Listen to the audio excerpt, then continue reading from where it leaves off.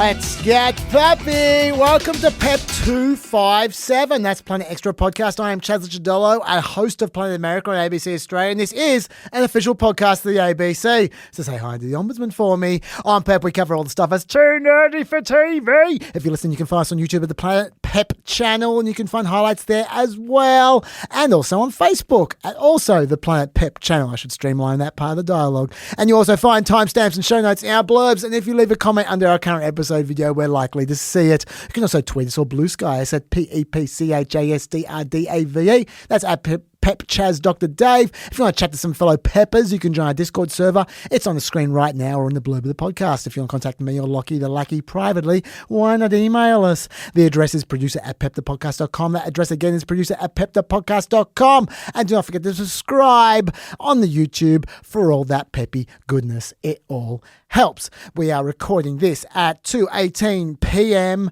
on a Monday, public holiday, the 27th of April, or this is 12:18 a.m. on Monday, the 27th of April on the East Coast. A lot has happened in the 24 hours since I read up. We're not going to be talking about that last 24 hours in this PEP. You can go to Play America if you want to hear about that. We will be talking about that 24 hours in the next PEP on Friday. But for now, I would like to turn to the mum who simply will not raise the stakes on inconsequential views. I speak about the lady in the TV over there, Melina Wicks. Hello there, Melina. Hello. How's it feel to be in the TV? This is a new look. Yeah, it looks really unaesthetic from my viewpoint because of the way the shot is set up, but I can't see what you guys are seeing, so I can't wait to see the results at a later time. Well, look, maybe it's going to look crap. We're going to find out. This is our experiment. I'm sure.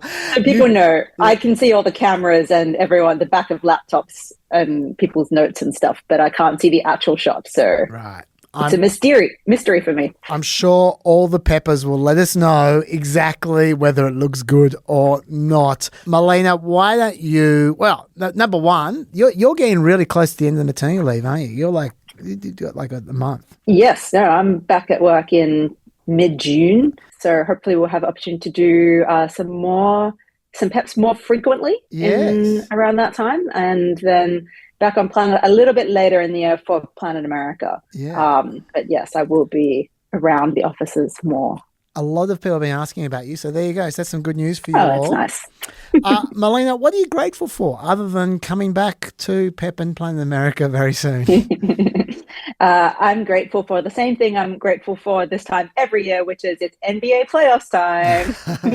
The time of year that reminds me that I love basketball, which is easy to forget at times during the regular season, which is long. My team has no shot, which is a shame, but, it's still Knicks, good. Aren't you? The Knicks, yeah. We did win the in-season tournament this year, and the owner decided to not hang a banner for that because he said he won't accept anything less than a real championship banner. And that's really a shame because the two previous teams that have won the in-season tournament, which is pretty new, are the Lakers and the Bucks that have both won more championships and championships more recently and still saw fit to raise a banner for winning the in-season tournament, but not the Knicks, who have basically zero shot of winning an actual championship. So I wasn't allowed to enjoy that win when I quit. But having said that, James Dolan is a vengeful owner, and I would love to see a game at Madison Square Garden one day. So I'm not criticizing him. He's awesome. Don't ban me. Okay, well, I won't ban you. I can't speak for him. For me, Melina, I'm going to try something here. We're trying lots of things today because it's been a tough couple of weeks for me. Melina, the news has been relentless. I got a bit sick as well. I hadn't slept for a while. I think Trump might be having some kind of psychological breakdown. He's on a tear even for himself at the moment. He's just going nuts. Any chance to escape has been welcome for me, speaking for myself, and I want to share with you one of my escape pods that I've enjoyed very much in the last week or so. The algorithm threw this up. This is an old song I used to enjoy when I was 12. I hadn't seen it for a long time, and the algorithm just threw it up, and I suddenly realized this could be the most perfectly preserved time capsule of the late 1980s in existence. Now, when I say the late 1980s, a lot of people go, oh, 80s, and I always resent that because I go, the 80s was a lot of things. Out of cliche world, the 80s changed a lot. There's the early 80s from like 80 through to about 82. Then you got the mid 80s, which is what people often mean when they talk about the 80s, which is 83 through to about 86. And then you got the late 80s, which is 87, 89, and they all three periods very different when it comes to pop culture. Not just in music, but in terms of film, in terms of comedy, in terms of everything. They're all very different periods. This was from 1989, and you do not get more late 80s pop rock. Not just the song, not just the lyrics, not just what everyone's wearing, but what they're doing, the style of the film clip, their facial expressions, literally everything. So I thought I'd take a few minutes of your time now, folks. I'm going to provide commentary to show you what I mean. Okay, so I can't speak fast enough to tell you everything that's late 80s about this. I'm going to do my best. Okay, I've written some very tight commentary here so I can time it to the film clip perfectly for you. The song is called Big Area. It's by a band called Then Jericho. I'm going to get you to pull it up now. And by the way, while you're doing this, let me just say to the Peppers, weird, abstract, nonsensical names like Then Jericho for bands, very late 80s. Big Area. What the hell kind of song name is that? Very late 80s. But look, let's all hit play together on the lead singer's back kick at the 22-second mark. You ready, Melina, to go? Have I padded enough? Okay, all right. Yep. 1, 2, 3, go. Okay, firstly, film clips made in sound studios as if they're playing live, but they're playing to no one. That's late 80s. This combined guitar keyboard stab you're hearing couldn't be more late 80s. Singers throwing shit in passion, that's late 80s. Having a million floodlights on the soundstage, that's late 80s. See Funky Town. The word shattered in music, that's late 80s. See Shattered Dreams. Came to a before time in the film clip with blue sepia, that's late 80s. See Terence Trent D'Arby. Tossing your mullet like that is very 1980s. And the singer's design the mullet generally, that's late 80s. See Wah Nee. Fooling around with your love in the before times, that's late 80s. See Milli Vanilli. The leather jacket the singer's wearing looks like it was stolen from George Michael to me. Those sunglasses in the before times there, look at that, that's 80s. Lifting your mic stand like that, that's also 80s. Ask Bon Jovi. That stupid baggy hat the drummer's wearing, also very late 80s. Okay, now we're seeing the before times were set in some random European city there, like Never Tear Us Apart. The lead guitarist is playing his power chords like that, very late 80s. The other guitarist is also doing 80s power chords, but with 80s sunglasses, lifting his leg, yes. Those weird mic stand gyrations you're looking like that, that's passion from the 80s. I think the guitarist literally stole his guitar from Aztec Camera, by the way. And now the singer is brandishing some Bros-like pork pie type hat for some reason. The drummer has a jacket with the sleeves pushed up like in Miami Vice. The guitar hook after the chorus, that's late 80s. Crumpling up paper to signify dissatisfaction, 80s. Have I mentioned yet that the second guitarist is wearing acid wash jeans in the background there? Also, note the drummer has those 80s drum pads in his kit. Lots of pointing in passion, running hands through designer mullets, spinning backwards when playing power chords. None of these instruments are plugged in, by the way. We're still having fun in this random European city. Have I not mentioned the guitarist's hair yet? He might have stolen Aztec Camera's hair when he stole their guitar. I haven't mentioned as well the singer's dancing. It's largely just walking around and spinning a lot. I should note the keyboardist in the background, who I think might be Fabio or maybe a member of the band Europe. And now we're seeing lots of passionate late 80s throwing our heads around as we build towards the climax of the song. That pork pie had his back in the before times. I've probably done enough at this point, but I do want you to hear the super late 80s guitar solo, which is largely based on one note. I think they might have gone Ice House in to perform this. Oh, yeah. Wow.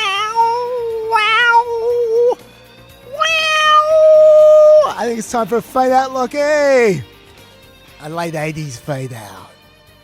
Yeah. So that is what I'm grateful for, Melina. I'm grateful for late 80s Noah's Ark style relics on YouTube. Very much enjoyed that. Let's get into an update on the shutdown. The DHS shutdown has not gone away.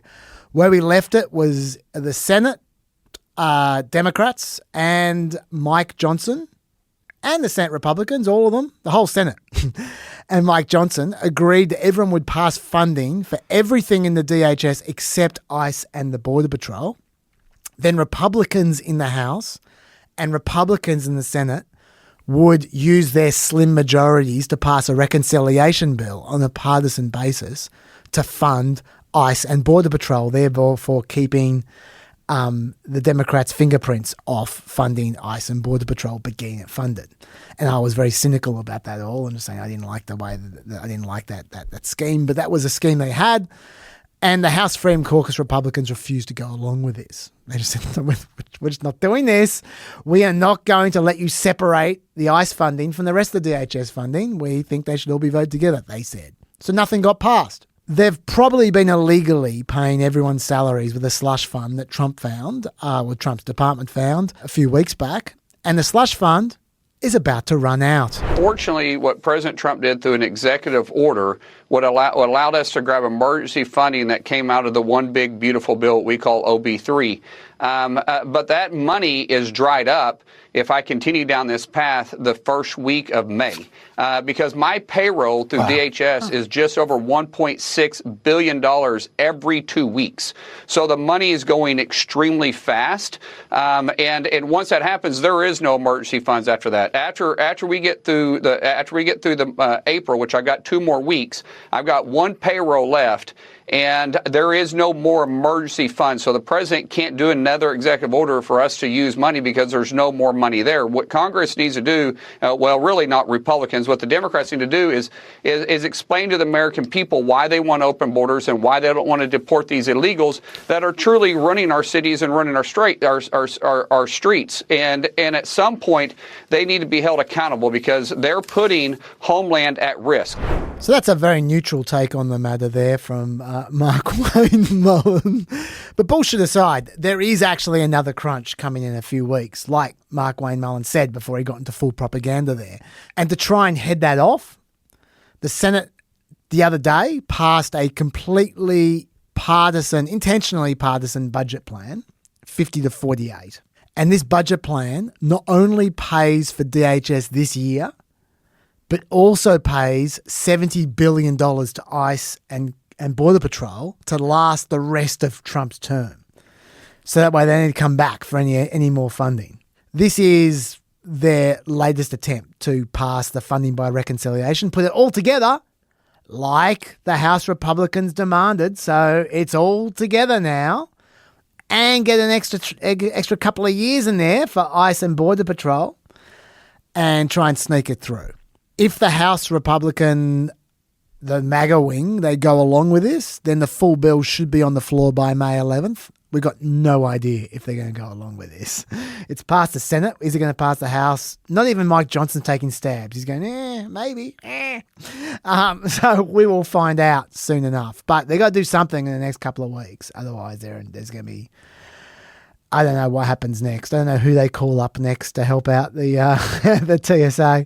But that's the situation. Do you have any thoughts on any of this? It's still really bad for TSA workers. I didn't know we were going to talk about this, so I don't have the exact number with me, but the percentage of the past fiscal year of which they've not been paid for doing their jobs is genuinely outrageous. These are just normal people doing a normal, useful, important job that is expected to continue living without getting paid just indefinitely. And I know in the past you've sort of said it's a cute point to talk about how people in Congress keep getting paid because they, that's the law and they can't anyway. But I do think it's relevant because they're not feeling the pain. And so their personal threshold for sustaining this kind of pain that they're not feeling, I think is just inherently lower. Whereas all the people who earn less money, so have, presumably most of them, far less savings in the bank to draw on, are just expected to figure it out. Well, these people whose job is to literally figure it out can't do it. And it just really makes me mad. And the longer it goes on and the more this keeps happening, the more it makes me mad. I guess it depends. To answer your question about the percentage, it depends whether you're counting this period where they're using Trump's slush fund as them not being paid properly or not. Because, I mean, they're not being paid under any regular system at the moment, but they're getting money in their bank accounts. Regardless of whether you take it that way or not, I can tell you just before the Trump slush fund kicked in, I think it was 56% of their fiscal year so far, which goes all the way, which is more than 6 months now. Because it's 2 shutdowns. Yeah, it's been 2 shutdowns. This one and the whole government shut down before. Yeah. So over 56, it was about 56% of their fiscal year to date, they had not been paid properly. And it's probably been about another 7 or 8% of their fiscal year since has been under Trump's slush fund. So yeah, it's pretty shit. It's just using people's livelihoods as a gambling chip in something that has literally nothing to do with them. Yes. Like, I just find it quite immoral. That is fair. And I mean, you've heard me talk about this at length. I don't think shutdowns should even exist. I don't know. Same. Just like leaving aside, who's feeling the pain or whatever. It just doesn't make any sense. It doesn't happen anywhere else. It's just in America. It's not necessary. It's an arbitrary mechanism. Yeah. It's just because they're incapable of resolving differences. And so they create these artificial crises to force them to just do what in every other country they just do as a matter of course. Which also makes it harder going forward to resolve differences, because then rather than ever focusing on just actual normal legislation, they're constantly having their focus pulled to these manufactured crises. Yes, that is true. Total dysfunction. That is true. Okay, another update on congressional sackings. We've seen a lot of congressional resignations recently. This week we saw one more. We saw Sheila Shafillis McCormick. She's a Democratic House rep who insists on us dedicating way too much brain space to memorizing her name before she immediately disappears. Don't do that to me, Sheila Shafillis McCormick. In 2021, she and her brother had a family healthcare company that provided staffing for a FEMA-funded COVID-19 vaccination contract. And the government overpaid them $5 million. They did not ask for that $5 million. The government just put it in their bank account. You'll recall on PEP, those the long time peppers will recall Dave and I had many an argument about this, about how they were just splashing the money around, just slapdash all over the place during the COVID era, and it was a trade-off between getting the money out fast and getting the money out accurately. There's an example where they got out fast and not accurately. Now that's fine. You get $5 million shoveled into your account. Ideally, you would return the money. If you're sloppy or a little dodgy, you might do nothing. You might just keep the money and do nothing. Yeah, you might spend it, but you might just go, oh, well, here's a nice little present, and just continue on. There is a third option though, Melina. You might think they're the only two options. Those are not the only two options. If you're really dodgy, you route that $5 million through multiple accounts to disguise where you got it from. Then you use some of that $5 million as contributions for your 2021 congressional campaign. And then you pay some of that $5 million to friends and relatives and then get them to pay that on to your congressional campaign to hide that money even more. And then you file a false tax return. And you falsely claim political spending and other personal expenses as business deductions and charitable contributions in order to reduce your tax obligations. I think you can guess which door Sheila Shafillis McCormick chose. She chose door 3. And she got caught, and she was indicted in November for allegedly stealing federal disaster relief funds. If found guilty, she faces in total, when you add up all her charges, 53 years in jail. At the time, she said, when the indictment came down, she said, "This is an unjust, baseless sham indictment. I'm an innocent. The timing alone is curious and clearly meant to distract from far more pressing national issues." She couldn't even have been bothered to say what she thought this was a distraction from. She said, "Oh, this is a distraction from more important issues." Real token defense, you know. She didn't even put an effort in. She originally was supposed to have her trial this week. That's been put off till next year by her request.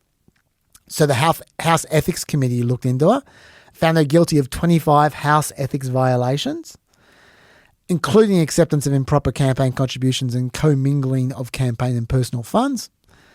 And that was kind of it for her. She's been found guilty of 25 House ethics violations. Time to go. You need 2/3 of the House to expel a member, and it looked like she was going to get that. So she needed 80 Democrats, and it looked like she was going to get that. So on the day that the Ethics Committee was going to make a recommendation, they obviously were going to recommend she be expelled. She resigned instead. This is what she said in her statement, Melina. I will not stand by and pretend that this has been anything other than a witch hunt. I simply cannot stand by and allow my due process rights to be trampled on and my good name to be tarnished. Rather than play these political games, I choose to step away so I can devote my time to fighting for my neighbours in Florida's 20th district. So she's going to fight for her constituents out of Congress, apparently. Those lucky constituents are going to be doubly represented. The Democrats were trying to organise a trade by getting Republican Corey Mills booted at the same time as Chavez McCormick. For those who don't remember who Corey Mills is, he's the guy we talked about last year who was bashing one of his girlfriends. I did say one of his girlfriends. And the police were called, and there's a police video of an officer being shown by the girlfriend, her bruises, and the girlfriend saying that Mills caused the bruises when her phone rings and she picks up the phone and it's Mills, and she says on the video that he wants her to say the bruises were from our vacation and that I bruise easily. She later walked back her claims that he assaulted her. She said the bruises were from her vacation and that she bruises easily. But not only did it turn out that he was married, but that he had a mistress as well as the girlfriend. And there are texts out there of him threatening to release explicit videos of the mistress because the mistress said she wanted to break up with him because she saw the story of him beating his other girlfriend. And so she tried to break up with him, and then he threatened her with revenge porn. And there's texts of him doing that. So there's a lot of evidence for this dude. Also, he's repeatedly told voters he's an Army Ranger when he is not. He's not a Power Ranger either, if you were thinking that. He's also claimed to have been blown up twice in Iraq, and that's apparently not true. He's not been either indicted yet or found guilty by the Ethics Committee yet. So he's in a slightly different boat from Chavez McCormick. And so for that reason, the Republicans did not take the trade. Presumably they got one eye on the fact that they have a wafer-thin House margin and they can't afford to lose Corey Mills and keep the majority.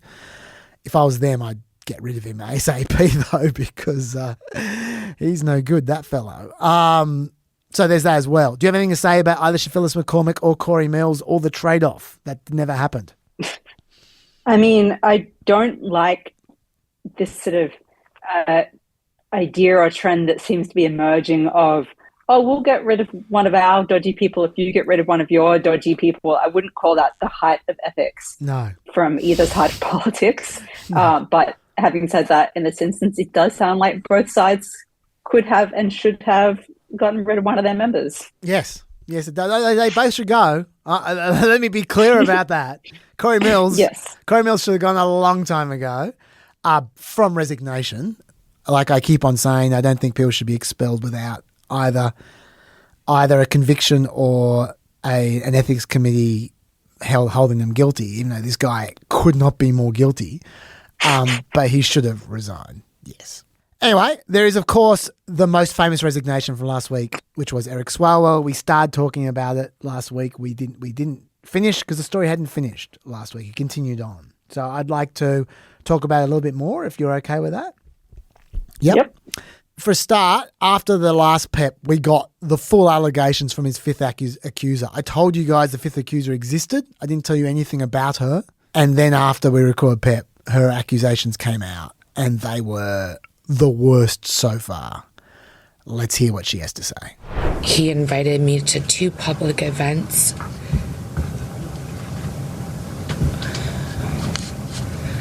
I knew he was married at the time and that his wife was pregnant. He was my friend. On the 3rd occasion, I believe he drugged my drink. I only had one glass of wine.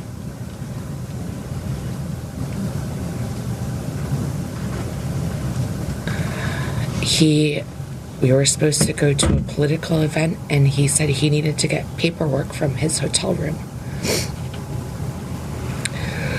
When I arrived at his hotel room, I was already incapacitated, and I couldn't move my arms or my body. He raped me, and he choked me. And while he was choking me, I lost consciousness.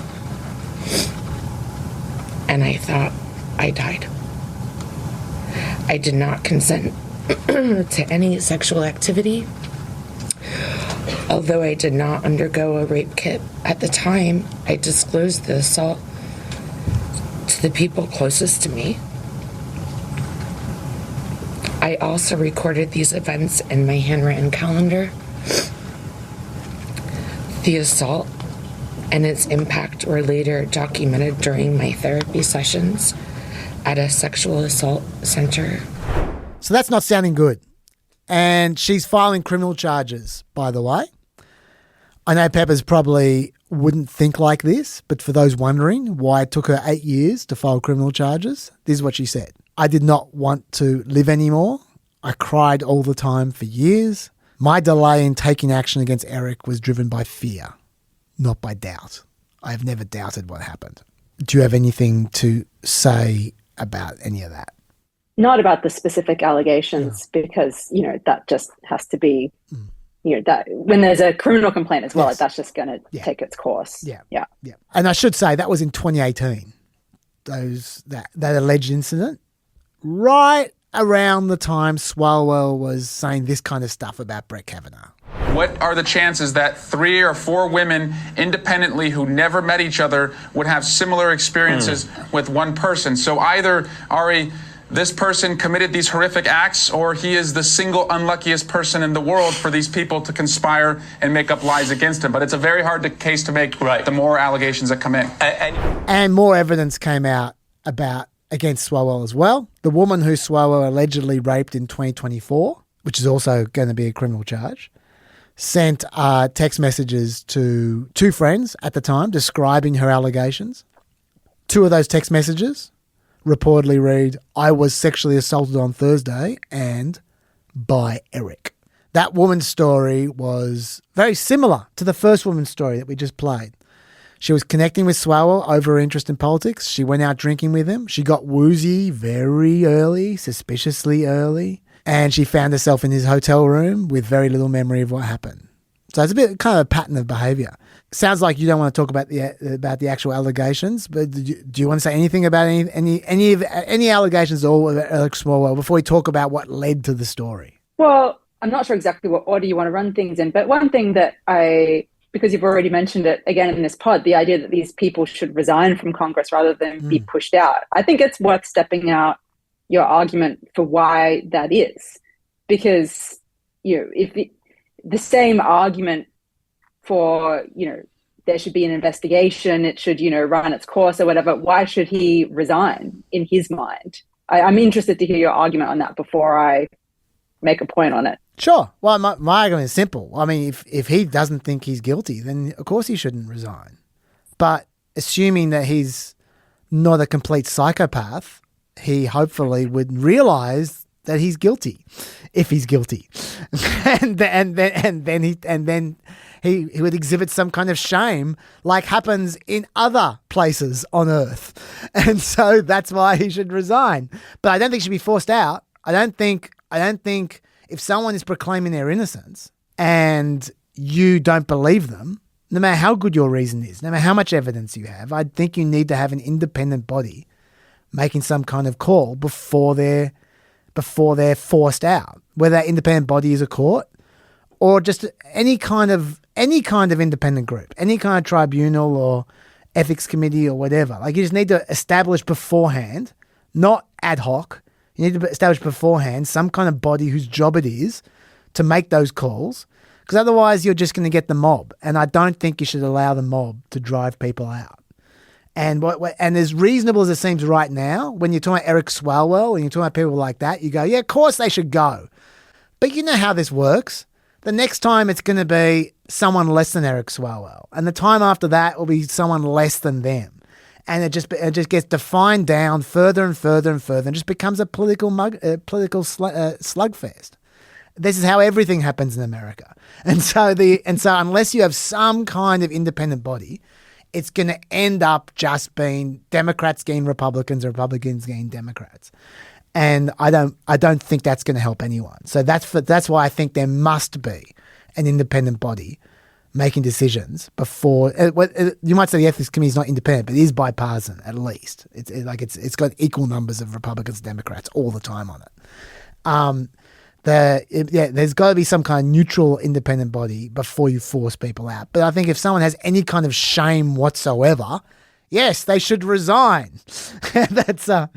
That's just basic morality, I would have thought. I know, but the reason I wanted to step it out and that I think this is a difficult question without an obvious answer one way or the other is that you raised this point in the last pod right off the back of making a very detailed case about how Eric Swalwell is completely shameless. And often it is people who are shameless and immoral that, that goes hand in hand with this kind of alleged behavior. And it's difficult because, the idea of an independent body, I mean, on the one hand, the body that exists at the moment tends to run very slowly. And, oftentimes they haven't made the determination by the time the term ends, because congressional terms are only 2 years. Yes. So then you could say speed it up, but then are people getting due process? Because if someone is going to be accused, especially take the case of Eric Swalwell, he's going to now go through a criminal procedure. There's criminal investigations. The idea of Congress investigating sexual assault allegations and trying to do that swiftly and preempt a criminal investigation is problematic in its own way. And, because they don't have the full force of law and, they're not necessarily the sort of best position to determine the truth when they have their own agendas and they know this person. They probably don't know the accuser most of the time. So that's not a solution that comes without problems either. And then in the meantime, if you're someone who is in the House, you're being tarred by association with these people, you're being attached to these people who, you kind of have to force them out if you want them to be out, because people have learned more and more to just never quit. If you are a bad actor, there's no upside to showing shame, showing remorse. The people have learned if you want to succeed after being accused of something, you have to dig in and push back and show no remorse, even if there's a gray area. And so, I think it is, I'm not suggesting that there is an obvious answer. And I agree with all of the concerns you raised about the idea of mob rule. That's not a good thing either. But I think it's worth acknowledging that there isn't a good way to handle these things. And also when you're talking about people who are, accused of, this is not so much Swalwell, but some of the other cases lately, accused of treating, employees badly. You also have a duty of care to those employees. A 2-year investigation is too slow for people who are working under these people. So I think it is a really difficult area without an obvious answer, to be honest. Look, I think you make a great point. And I don't disagree with anything you're saying. What I would say is that you need to pick your poison here. The world's not perfect. As you say, there is no perfect answer. What's the sin that you can most live with? And I think taking 12 months to have a result is a much better sin than the other sins. I think so. You're right. Sometimes it goes past their election. Now, and look, they've got their own problems running for re-election under a cloud, right? Which might be its own justice, but obviously we have so much partisanship that it's usually not going to matter anyway. It might matter in the primary, but not necessarily. But yeah, you're right. Some people will cruise straight on through. But once again, I would prefer to have to make them wait, to make everyone wait 12 months for justice, and to have some kind of respectable system myself. That's fair. Okay, for those who are watching, you're wondering what happened to that white flash. Well, Melina had a little bit of mummy business to attend to, and we took advantage of that to completely change our setup. So, because we're just experimenting as we go. So now you can not only tell us what you think of the new setup, but you can tell us what you think of the newer setup. And we might have a third setup by the time this is finished. We'll just keep on playing with it. Now, Melina, on CNN, Brian Stelter attracted a fair bit of attention 2 weeks ago when he said this about Eric Swalwell's downfall. And a real testament to the power of investigative reporting. Eric Swalwell ending his campaign for California governor just about 48 hours after CNN and the San Francisco Chronicle both reported on allegations of sexual misconduct in his past. There's a lot of cynicism about that declaration, Melina. A lot of, oh yeah, well done, investigative reporting. Only 10 years after everyone else knew he was a creep, you guys finally decided to bother to look into him because you're Democrats. All you media are all Democrats, and you only thought to look into him when it was convenient to get him out of the California governor's race because there were too many Democrats and they were splitting the vote. That was a general vibe. Now, my first reaction to that is nothing was stopping conservative media from reporting on this at any point in time. If you all knew about this, if everyone knew about this, then why didn't Daily Wire report on this then? It's so easy to report on. And yeah, sure, that is a fair point to make, I think. I mean, those people are making super cheap shots. The conservative media going, oh, what about the media? Why aren't you doing our job for us? But we have seen, to be fair, we've seen many media people state they knew about these stories for a decade, but for various reasons they didn't or couldn't follow up. Do you think that's good enough generally? That's taken a decade. I think we should specify we're talking about lots of different people with lots of different levels of knowledge. I think in general with reporting these kinds of stories, there are people who do try to report these stories and there can be hurdles because you need people to be ready to talk. And some of these women, by their own acknowledgement, were not ready to talk until now. So sometimes, and, we've seen that with a lot of cases, big high profile cases like, the Harvey Weinstein one, for example, where you're talking about very old allegations. And it's a very well-known, well-documented thing that oftentimes when people are assaulted, they don't want to talk about it. They want to just try and forget it and pretend it never happened. And then they find over time that they can't forget it. And so over time, maybe that those men go on to greater and greater success, and it starts to get harder and harder to ignore the fact that they're doing amazing while you're still struggling with the trauma of something that's happened to you. And so, we've seen it again and again that it often takes a long time for people to be ready to tell their story. So that's a hurdle even when people are trying to report the story out. Should people who are hearing rumors have looked into it more? Quite possibly, if they were in a position to do so. There are reporters at lots of different levels who have different levels of access who, would have been better or worse positioned to investigate something. I would say in terms of rumors, because, you do get this thing where people say, oh yeah, everyone knew about that. And there are obviously people who have really close knowledge of these situations that have a greater responsibility to try and do something. But I'll just give an example that came to mind the other day where many, many years ago, this would have been like 2013. I was working with someone whose partner had worked on the Superman movie that was filmed in Australia 25 years ago.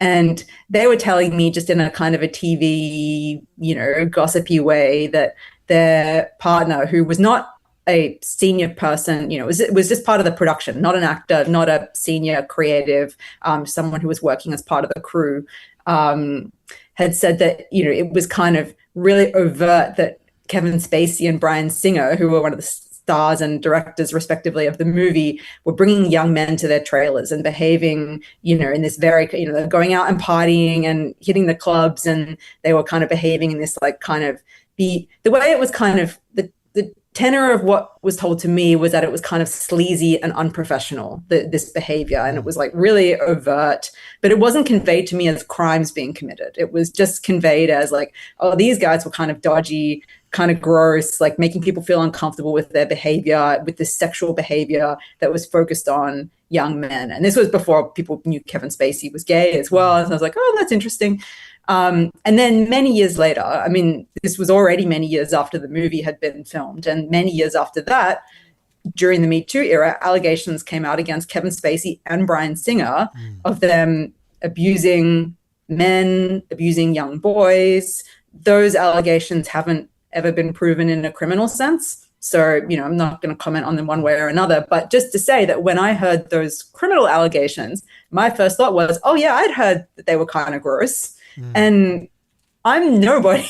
I don't work in Hollywood. I don't know Kevin Spacey and Bryan Singer. I am so many degrees removed, not just from them personally, but the world they operate in. I work in TV in Australia. They make Hollywood movies. But when I hear the accusations, my reaction was, oh yeah, I kind of knew that.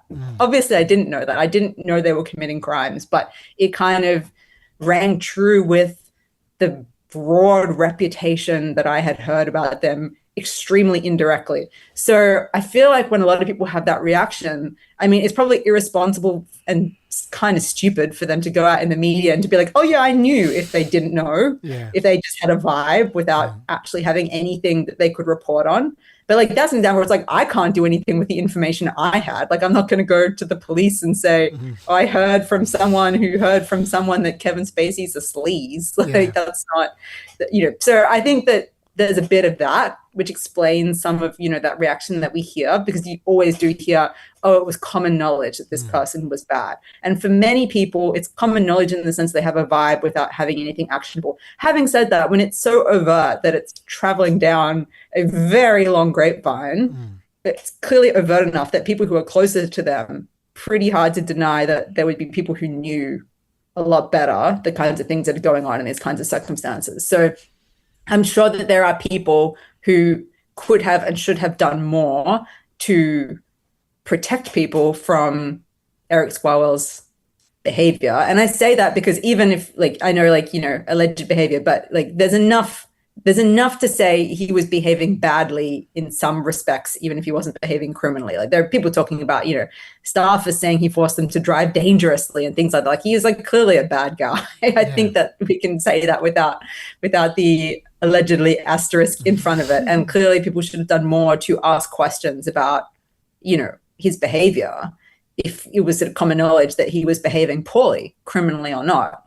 But yeah, I think, you know, in terms, I think it's kind of, I suppose, unhelpful to just blame the media as opposed to specific people who might have been in a position to know better. I think it's a really good comment. I also think we should, quite apart from just wondering about, you know, drawing the analogy between one vague rumor and another vague rumor, I think it's worth noting how many rumors in total there must be in Washington. Like, there just must be thousands of these rumors about various people. Which ones do you follow up? Which ones don't you follow up? If you hear 100 rumors per year, and I think that's a huge underestimate, but if you hear 100 rumors per year and then one of them comes true and you go, oh, that rings true, like, that doesn't mean you should have chased up all 100 rumors. Yeah, like that would just take a ridiculous amount of time. I mean, the flip side to that as well is, like, you know, and this happens in a lot of industries and areas where there's like a lot of powerful men. You know, you do have to guard against a like fatalist attitude about these sorts of things where, you know, a culture comes in of, oh, that's just how people behave in Congress. Totally. Like, you don't want to, and I'm not saying that's what you're suggesting, but I do think that, you know, in terms of that, I think you're totally right that there would be many rumors about many people in Congress, and that's partly why a lot of them would have a, you know, vested interest in not asking questions and in not, you know, calling out the behavior, because a lot of other people would be engaging in poor behavior as well. And, you know, that's something that everyone should push back against and shouldn't just accept as normal or acceptable. But yes, from a reporting perspective, you know, there's a spectrum from someone is like a bit sleazy or someone's having extramarital affairs, or, things that are immoral but not criminal, and things that are criminal, they're all bad. But it's a spectrum. And when there's a lot of it, you've got to use journalistic resources appropriately. Yeah, because I think your point as well is a good point, that just a rumor by itself is worthless. You need some kind of verifiable fact, before you can do anything. I think this is worth noting as well, which you did. I'll also say I just reject this whole, it's not in the Democratic media's interest to pursue this until there was a Democrat car crash at the top of the governor's ticket. That's just not true. If you were a reporter in 2018 who had actual evidence that Eric Swalwell had sexually assaulted someone, it was very much in your interest to run that story. Like whatever you think of the situation now, there is no doubt in 2018 and 2019, that was the time. If you had a sexual assault allegation about someone, you were running with it. You were running hard with it, and you were going to get massive coverage, and it would have been great for your career. It doesn't matter who that person was, and especially if that person was a relatively powerless backbencher. They couldn't get you. You could absolutely nail them. And if any reporter had that story in 2018, they absolutely would have run with it. I'm sure of that.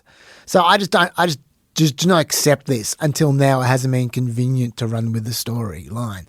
Yeah. And you have to think about the practical, application of the idea that every rumor should be chased down by every reporter who hears it. Because say there's a rumor going around that, ex-politician has done something wrong to ex-staffer. Are you suggesting, and say that's a widely circulated rumor, are you suggesting every reporter who hears that, and think of how many media organizations should knock on that woman's door and say, hey, did you get raped? That's going to be pretty awful for that woman. Maybe you should put questions to the politician, and maybe that puts them on notice a little bit, but then that also risks putting that woman at risk, because it, creates the appearance that she's talking. You have to do it in a way that is respectful to the wishes of, and, the experience of people who are being victimized as well. And it's, it's not all about journalists and politicians. It's also about real people at the center of it. You may have just answered the question I was about to ask you, which was, we always make an assumption that the woman has to come forward.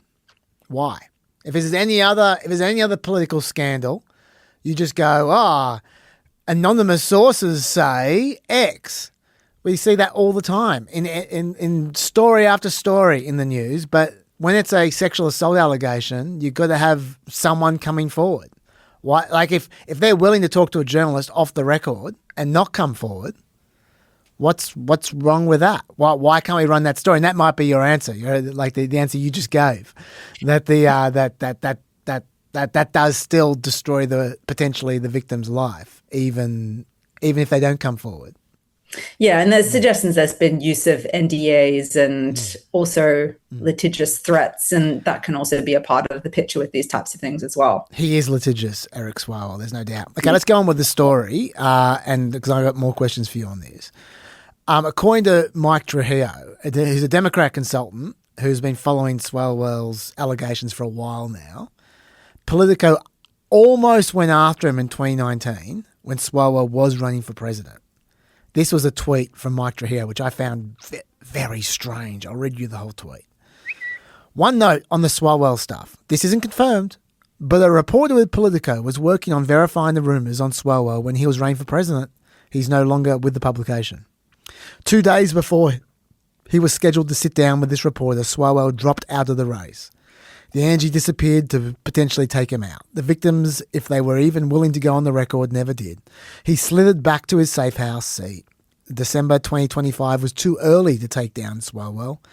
We had to wait till his paperwork was all in, running for governor, March 2026, so the head of the snake could be chopped off and he had no safe house seat to slither back to this time.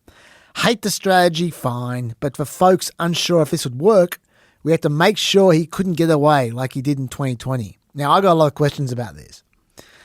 If they were going after him in 2019, why would they stop after he dropped out of the race? He's still a congressman. That's still a story. being also ran in the presidential race doesn't make you more important. It's not like he resigned from public life. He was still in public life. Even if the victims wouldn't come forward, they'd come forward enough at that point in time to get him on the record, apparently. Why not go through the interview anyway? Get him on the record. That might encourage other victims to step forward if there are other victims. It was just, I found that really strange that they have a story. They have enough. They think they're going with a story and then they decide to not run the story after he drops out. I found that weird. But also the last bit was even weirder. Let me read you that again. December 2025 was too early to take down Swalwell. We had to wait till his paperwork was all in, running for governor March 2026. So the head of the snake could be chopped off and he had no safe house seat to slither back to this time. Hate the strategy, fine, but for folks unsure if this would work, we had to make sure he couldn't get away like he did in 2020. Is that suggesting they did have enough to report on in December 2025? And if they did, well, what was it?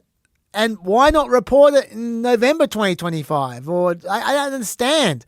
The media's job is not to end his career. It's to report the news. You don't need the head of the snake. If you have a story, you run the bloody story. They're not meant to be entrapping people. They're meant to be running stories, right, and exposing people who are sexual predators. That's got nothing to do with whether you chop off the head of the snake. Also, you can make him resign from Congress. You just did. You don't need to have him with no lifeboat. I found that really weird. Do you have any thoughts on any of that? I just don't really think much of that like conspiratorial lens over, all of those parts of the timeline. Like the idea that it was being investigated and nearly ran and then it didn't, that doesn't surprise me. That happens. You take a case like, say, the Harvey Weinstein case. That was, his behavior was widely known in Hollywood and among entertainment reporters and other reporters. Many people, and people have come out and said this, many people tried to break that story over the years and they couldn't get it over the line for various reasons. You can't get enough people on the record. The lawyer, you get threatened by, the publication gets threatened by Weinstein's lawyers that, people feel like it's not, if it's not watertight and you think you're going to get sued over it, you don't run it. That's part of the, you work in media. Yeah. That's how these organizations work. So I find it very plausible that they were working on a story and, I don't know exactly why it didn't come together. Couldn't get enough people on the record. Maybe someone wanted to go on the record and change their mind because they got scared.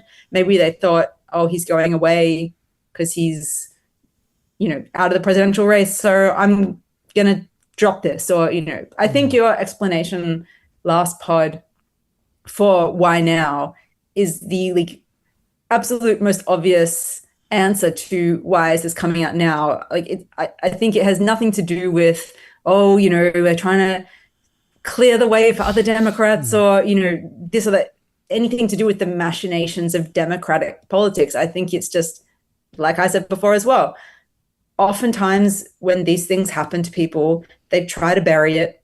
They try to bury it for as long as they can.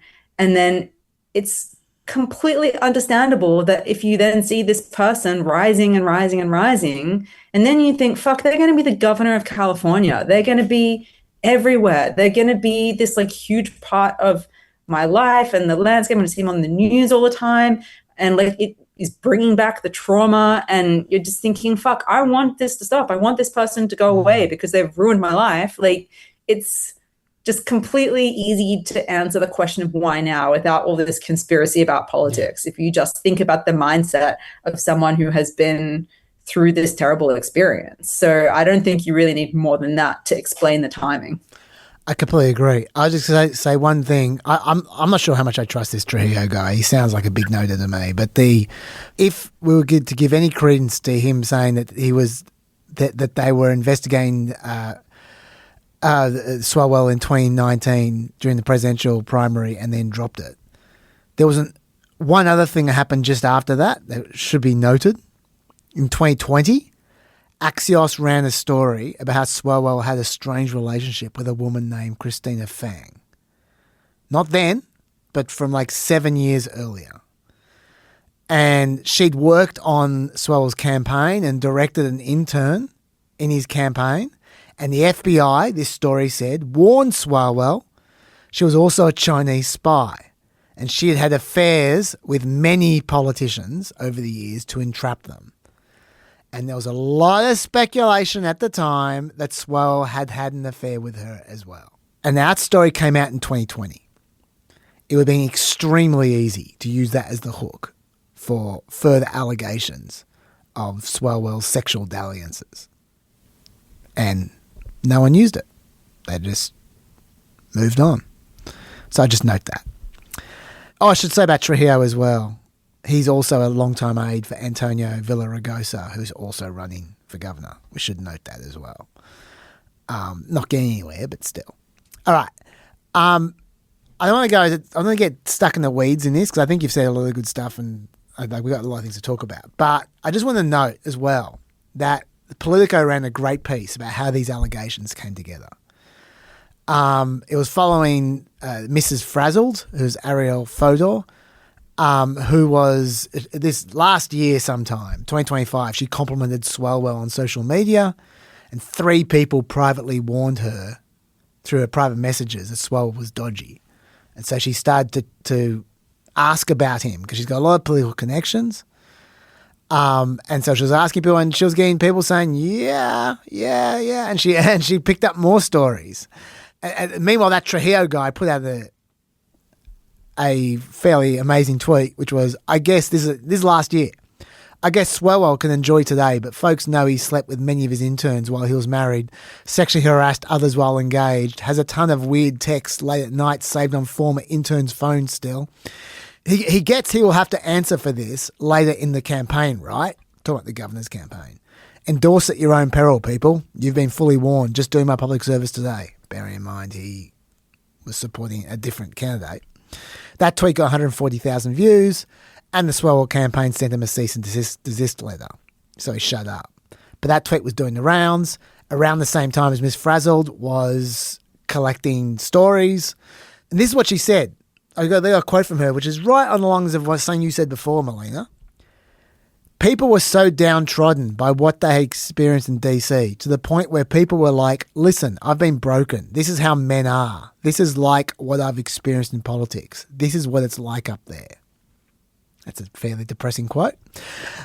And then she heard from a Congress member that her stories were absolutely true, which pissed her off even more. So she started to talk about it on social media.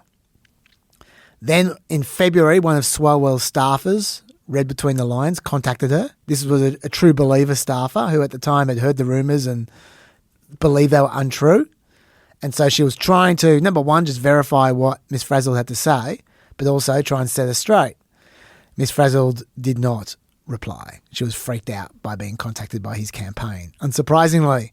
But then she ramped it up and she actually called them out by name on social media, which then made her the clearinghouse on social media for victims to come forward and talk to her privately about it. So she started to collect a lot of stories. And then she heard, because everyone was talking to her when they had things to say about Swalwell, someone told her that Cheyenne Hunt, who was a former Democratic congressional candidate, had heard from one of her friends who was a victim of Swalwell. And so she was going to put out a video calling him out for sexually victimizing people. And so then Frazzled contacted Cheyenne Hunt just before a video came out, and they started pooling their resources and working together. And you'd think 2 Democratic activists, people who have had lots of experience in politics, lots of connections, pretty well off, they knew their way around this kind of stuff, they had all this ammunition, you'd think it wouldn't be too difficult for them to make a story out of this, either on social media or to give it away to a newspaper. But apparently it was very difficult. I'm going to read you a paragraph, word for word from Politico, because I think this is the most important paragraph. They worked to find pro bono legal counsel for the women, this is the victims, and decided to direct them to a single news outlet, CNN. Media outlets have infrastructure to support such investigations, experienced reporters and editors, newsroom lawyers, resources to fend off lawsuits. The content creators had none of that. Both women said they independently took out umbrella insurance policies to protect their houses and other assets in case they got sued. Watching Swalwell's team release a press release about me and invite my friends to a Zoom call to try to discredit me, I think a lot of creators will look back on that, including myself, as a moment where we realise we're in a place now where these campaigns will come for our necks personally, Fodor said. They will personally try to discredit us if we do something they don't like. It's very scary, she says. So they didn't think they could do it without the media. And even then, when they did get sent to the media, it took the media weeks more to make that story happen, even though it was handed to them on a platter.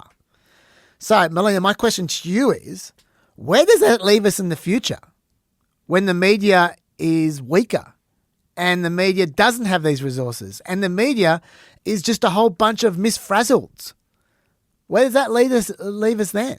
I would say, for starters, it's a credit to, influencers get a bad rap, but it's a credit to those two for how they handled the whole situation, because they were very responsible and very attentive to the needs and rights of the people who were entrusting their story to these women. And, I think in sort of recognizing, I think I've read the article too, and, there's a point where they kind of recognize, we're in over our heads here, and they reach out to people for help. And, I feel like it's really a credit to them for, recognizing that and reaching out to people who could help these women and successfully get the story out, while also giving them some measure of protection.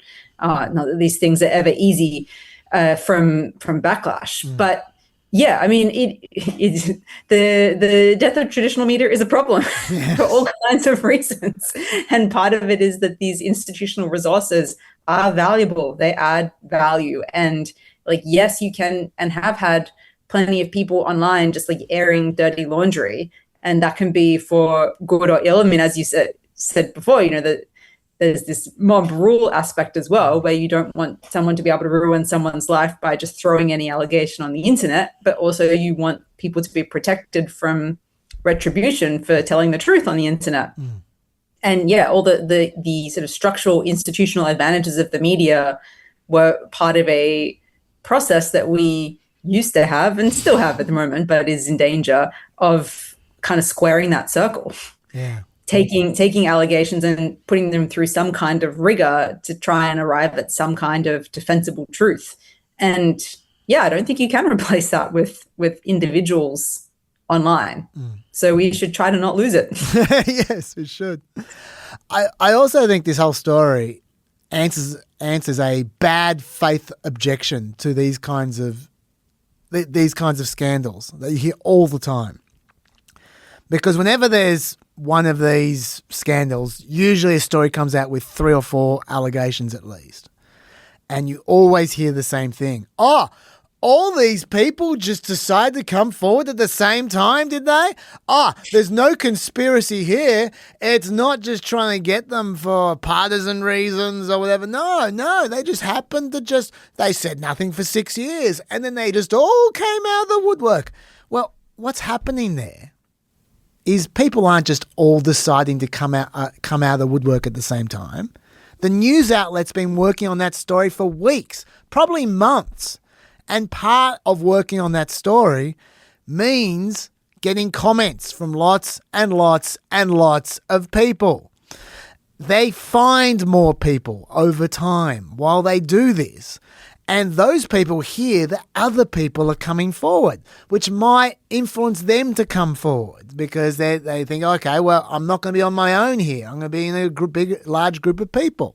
So they use one story to convince another person to come forward, and then they roll them all out in the same piece so they're as legally defensible as possible. But they've been working on that piece forever, and there was only one allegation to begin with, but then it turned to 2, and then it turned to 3, and then it turned to 4, and you didn't see that. You just see the final manifestation of that story. It's such an annoying talking point. But anyway, I just want to note that. That's what happened here as well. My question to you, though, you can address that if you want, but I thought I did a good job, so you have to. But my question to you is, where do you think we are in terms of sexual harassment, sexual assault? Like it seemed like 7 or 8 years ago, you couldn't get away with anything. In hindsight, You could. You get away with a lot of things. A lot of people were, despite Me Too. And now you're probably getting away with more. Like it has it gone backwards? Was Me Too just a fad? Did it actually change things? I mean, you are an adult who's been following the news for at least 20 years. So you know before Me Too, you know during it, and you know after it. What is your view of where we're at with these kinds of things? I don't know if things have gotten better or worse in society at large as a result of it. I would say I'll note a couple of things that I've kind of become personally more conscious of through and post Me Too. Things that kind of, thinking about these issues through all the coverage of the Me Too era and beyond, kind of things that I feel like I've observed and continue to believe post that time. One is that there are lots of people in the world who abuse their power, abuse women and men, and it has nothing to do with their, when you're talking about public figures, no correlation with their stated public beliefs.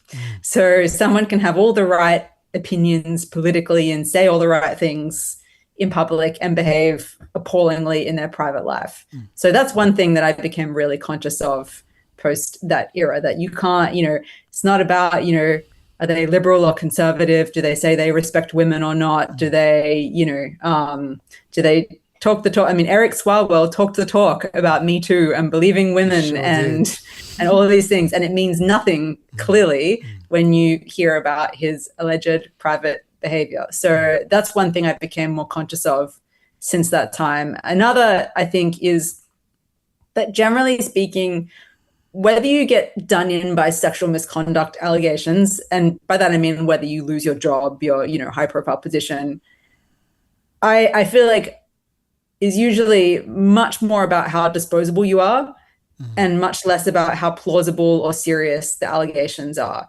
And I think this is my sort of sidestep to I don't believe the conspiracies of, like there was a conspiracy to get Swalwell out because it was inconvenient for Democrats. We had to get him. People had to come together to get him for some political reason. I don't think that is likely, but I do think that he is, as a candidate in so he's got two positions right now, as a candidate in a crowded Democratic race for governor and as one member in the House who is not that important in the House. And in particular, in this instance, whose ejection was paired with that of a Republican so that it wouldn't affect the balance in the House. He was disposable.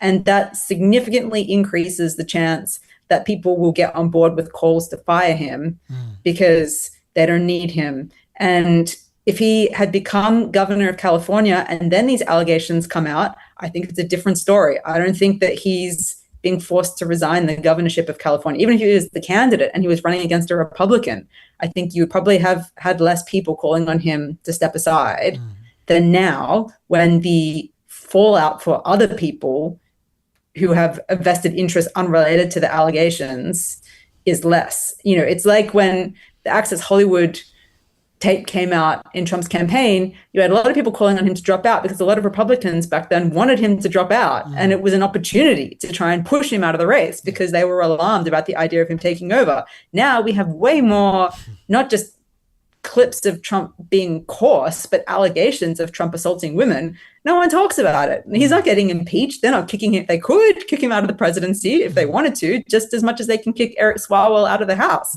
They have the mechanism.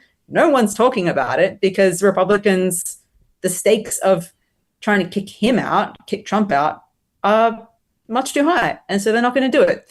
And so I don't think that that's a good thing. And I think in particular, the idea, I criticized it already on the pod, but the idea of pairing Swalwell's ejection with a Republican, while practical and probably necessary to achieve that outcome, I think sends a bad message, because the message is not this guy is untenable, unacceptable. The message to women who are being abused by men is we're going to back you up if it's politically convenient.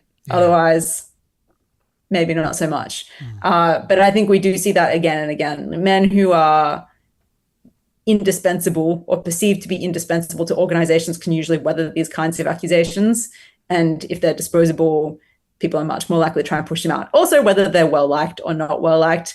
By all accounts, Swalwell was pretty awful, even outside of his allegations. Like I said, forcing staffers to drive dangerously for him. Apparently, he was being offered in the governor's race, being offered to donors as a blank slate. They were like, this guy, he doesn't believe anything. So as a wealthy donor, you can get him to believe what you want him to believe.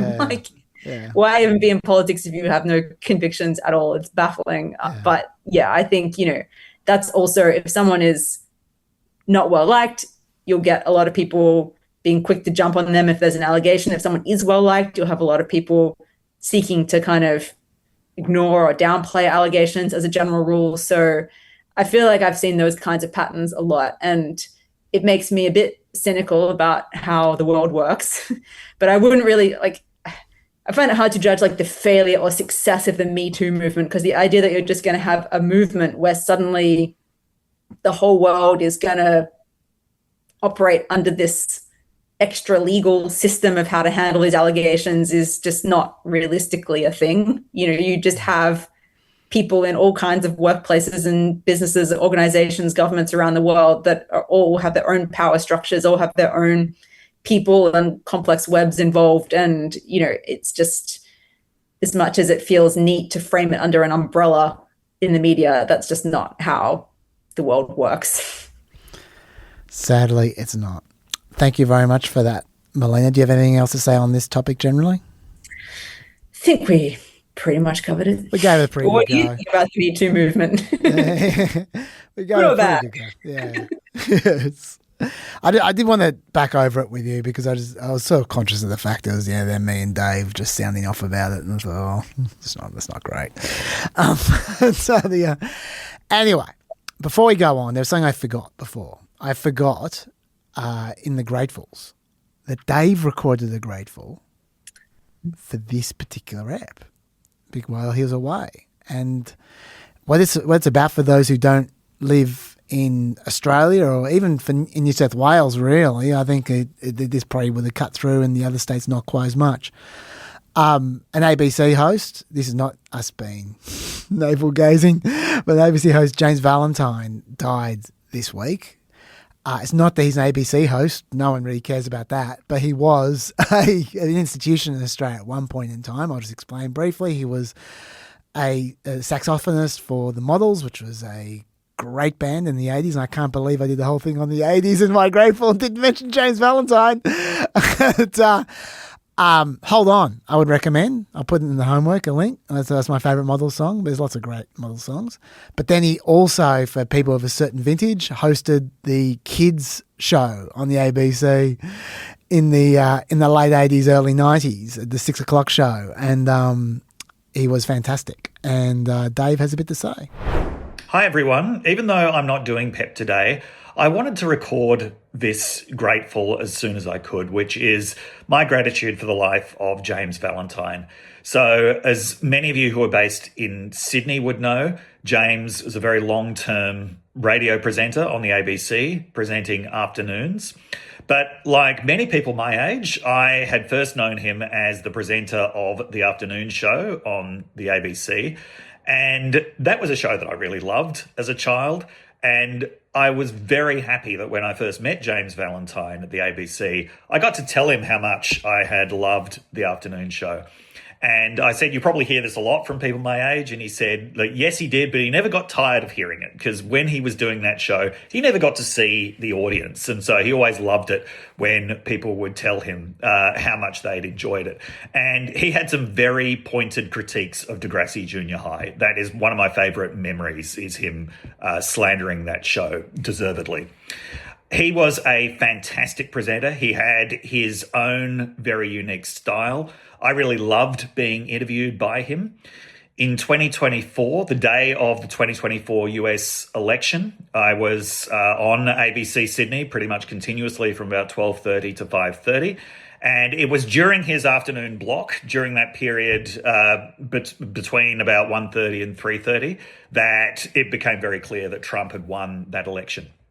And I was talking to him basically the whole time, and he had such a calming and lightning presence. I really felt that made it a lot easier for me to do my job that day. It made it a lot easier for me to really stay analytical and explain what had happened. And I feel that that calming and lightning presence is something that anyone who ever listened to him would have felt. And that is why he was so popular and so loved. So my condolences to everybody who loved him, which is millions of people, but especially to the people at the ABC who worked with him, especially Jen Fleming, who was a producer of his for many years, and Richard Glover, who wrote a really beautiful obituary for him today. So that is what I'm grateful for, and I'm very sad but very grateful. I don't think I've ever seen Dave that emotional. It was really beautiful. Yeah, no, very well said. Absolutely, and Dave's totally right about his presence, a very calm presence. Yeah, he was a pretty impressive guy. Yeah, thanks for that, Dave. Look, I'm going to go completely out of order here because I might be wrong. I've got a sense I've talked too much during this pod so far. So why don't we just swing to your main topic, especially given I've been teasing this for weeks. For weeks I've been saying I want to talk about prediction markets. And I know that you're very keen on this, and I know that you've gone away and done a lot of good work on this. So let's hear it. Why, Melina, tell us all about prediction markets. Yeah, I feel like there's a lot to say because it's both been in the news, but I also feel like it's never really been covered as a holistic topic on PEP yet. And the broader topic of prediction markets is also very interesting and just going to be in the news more and more and more. So let's talk about all of it because this is the podcast to do it. That's right. Sure is. Go for it.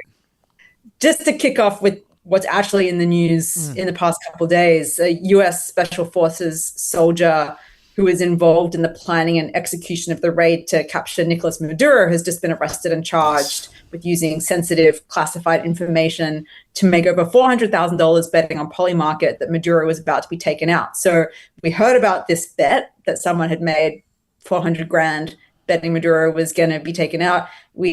Everyone had their suspicions about the timing of that. It was a very, what good luck this person had. And they've subsequently arrested this soldier who had knowledge and have accused him of using that insider knowledge to make the bet. He's been charged. So I was going. He's one of the planners, wasn't he? He was involved in the planning and execution. Yeah. Okay, so go on. Yeah. He's been charged with one count of wire fraud, which carries a maximum sentence of 20 years in prison, one count of an unlawful monetary transaction, which carries a maximum sentence of 10 years in prison, and 3 counts of violating the Commodity Exchange Act, each of which carries a maximum 10-year prison sentence. And it is the first time that the CFTC has used a law called the Eddie Murphy rule to bring charges based on the misuse of government information. That rule nickname is inspired by the movie Trading Places. Oh, okay. It makes it illegal to trade commodities based on stolen or misappropriated non-public government information. Okay. Because that's what Eddie Murphy is famous for. Anyway, that's what's been in the news. That's what's been in the news this week. But let's talk more broadly about prediction markets, because they've been referenced, but I think it's worth, people I'm sure have a general awareness of what they are, but I think it is really worth explaining in detail what exactly they are and what the broad issues with them are, because this stuff is going to keep coming up in the news again and again. Absolutely. Okay, so first of all, what are prediction markers? For most users, functionally at the moment, they're just another place for sports gambling.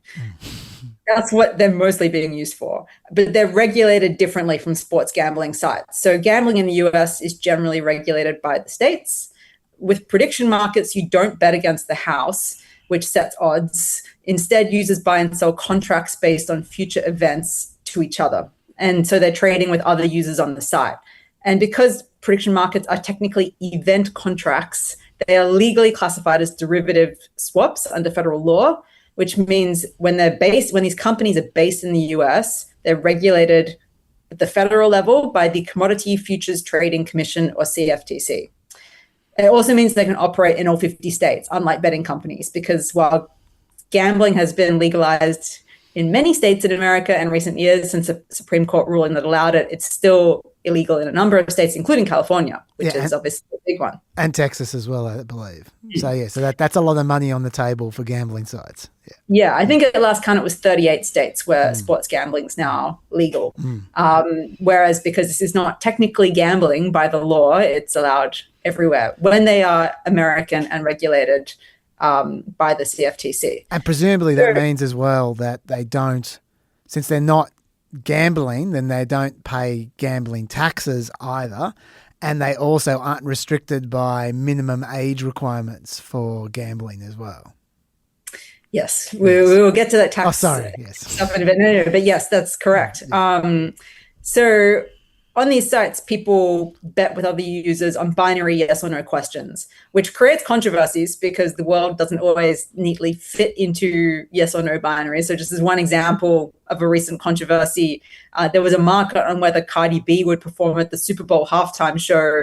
And the two biggest companies in this space, Kalshi and Polymarket, had different answers to that question in terms of what they paid out. Because she danced on the field, but she didn't sing. So did Cardi B perform with Bad Bunny or not? Who can say? Kalshi and Polymarket can say, as it turns out. But yeah, those two are the biggest companies, and they have some key differences that are worth spelling out as well because they're not quite interchangeable. So Kalshi is an American company in reality and in name. They trade in US dollars. They are federally regulated in America by the CFTC. And 90% of their business is effectively, they're not officially sports betting. People are trading derivatives on whether the Knicks or the Hawks are going to win a basketball game.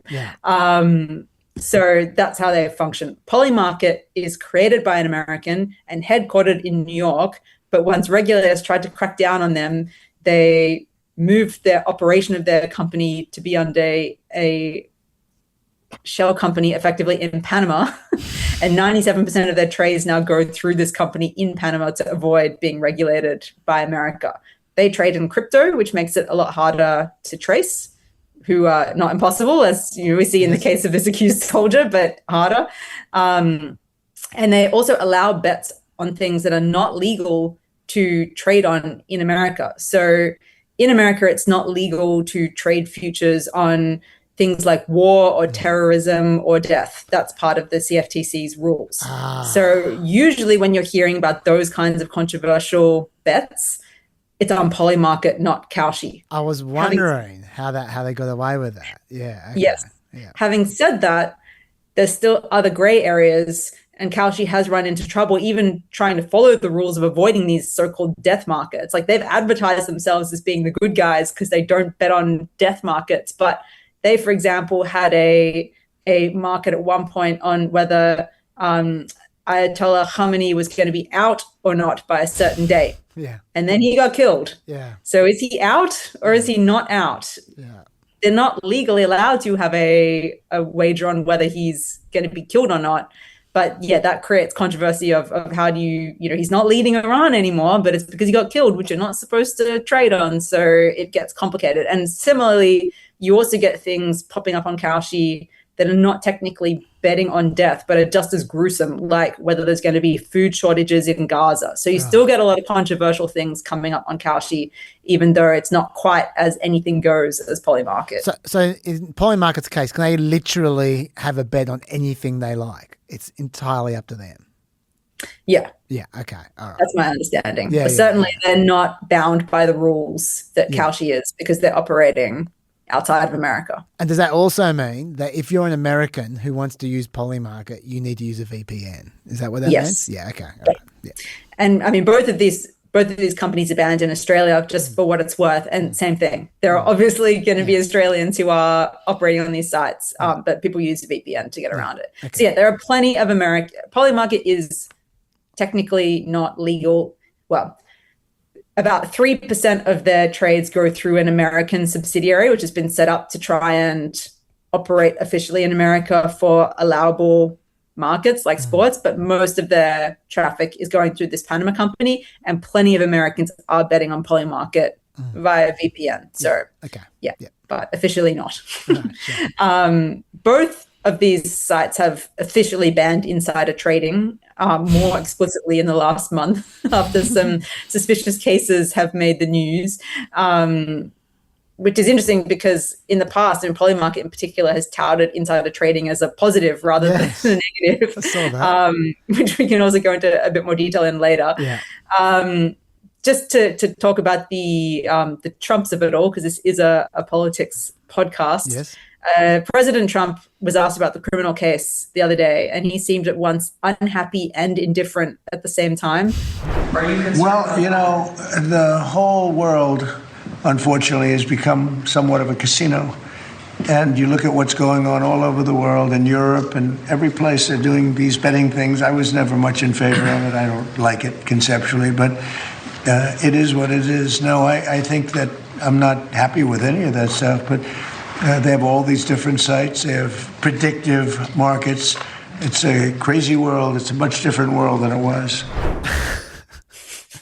He doesn't like it, which is funny because one thing that Kalshi and Polymarket do have in common is that Donald Trump Jr. is the special advisor for both companies. Yeah, he can just walk down the corridor and talk to their advisor.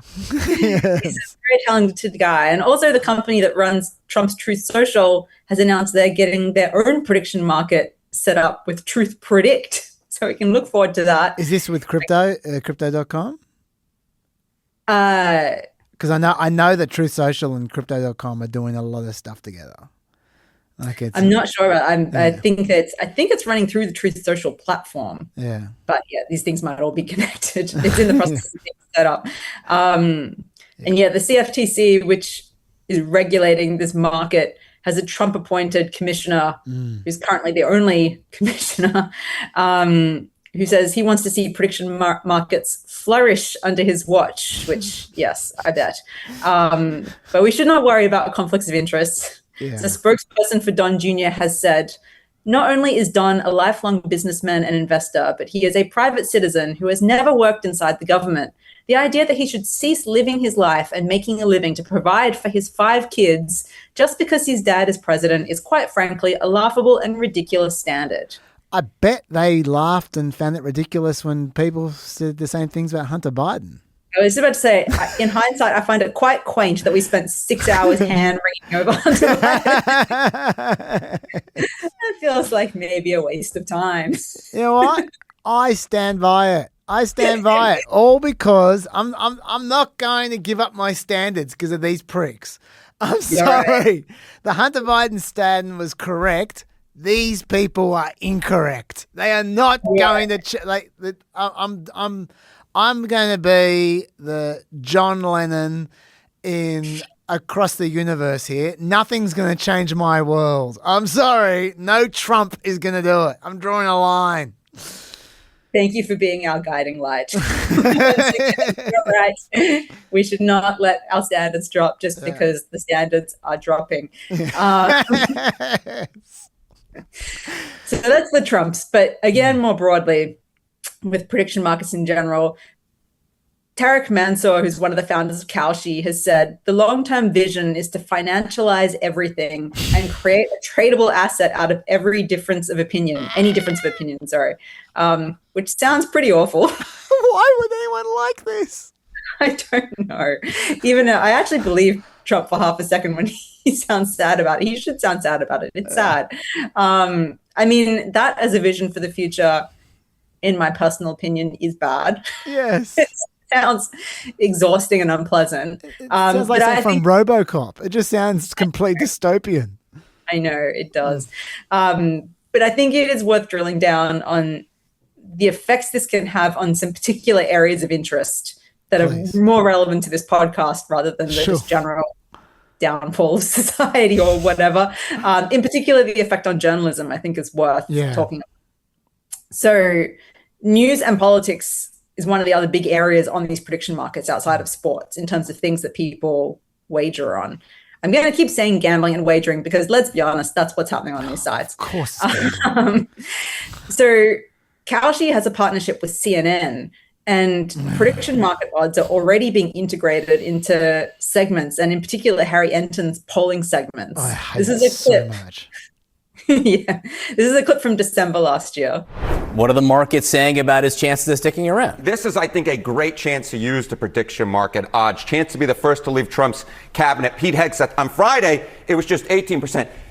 It's now doubled. It's now doubled to 35% given the recent controversy, John Berman. So a lot of folks out there who are putting their money where their mouth is think there's a far better chance that Pete Hegseth exits the cabinet now, being the first one, than back on Friday. And one last thing, Mr. Berman, just to put this in some perspective for you, the chance to be the first to leave Trump's cabinet, Pete Hegseth, 35%, Pam Bondi, just 10%. And then we've got this gentleman over here. Steve Myron. Steve Myron at 8%. But again, you're wrong. You're all wrong. Yeah, all those people putting their money where their mouth is were wrong. What this makes me so angry. So, not only is that just cheapening the news in a really irritating way, but it's also wrong to say that this is giving us any special information that's worth listening to.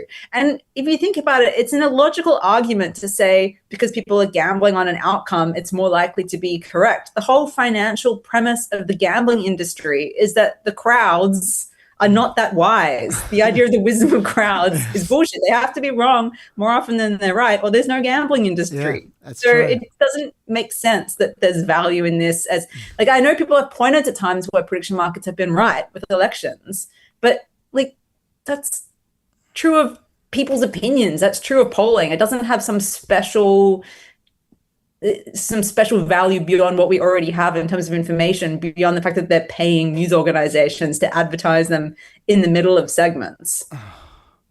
Totally. So, I mean, the wisdom of crowds argument with prediction markets has always gotten me offside because it's just, you just go, I mean, look, there is, to the extent that there is some wisdom in crowds when it comes to polling. Yeah, sure. That's when you run a scientific poll. That's the wisdom. The wisdom is a scientific poll. And at the end of the day, yeah, they're going to be right in elections a lot because a lot of elections are common sense. If you ask me directly before an election what's going to happen, I usually know what's going to happen. And not just me, everyone does. Like they're usually pretty obvious. So yeah, it's gambling, has no value whatsoever. And if it did have value, it would be because of insider trading, which, as we said, as you hinted, and as we're going to talk more about, is not a good thing either. So it just, there's no value as far as I can see. Yes, and it creates other potential problems. So not only does it cheapen journalism just in a day-to-day sense, like that is tacky as hell and very unfortunate to see someone like Harry Enton having to deliver slop like that. But it also creates, for example, problems with political interference through market manipulation. So we don't have any sense this has happened yet, but it's easy to see how it can happen. So say it's late in a presidential election, or even more likely a primary, and a person or entity with money wants to put their thumb on the scale. They could potentially place a large number of bets on a particular candidate, swing the odds on the prediction market towards this candidate, and then you see the news breathlessly reporting the change in markets, giving the candidate a false appearance of momentum or legitimacy.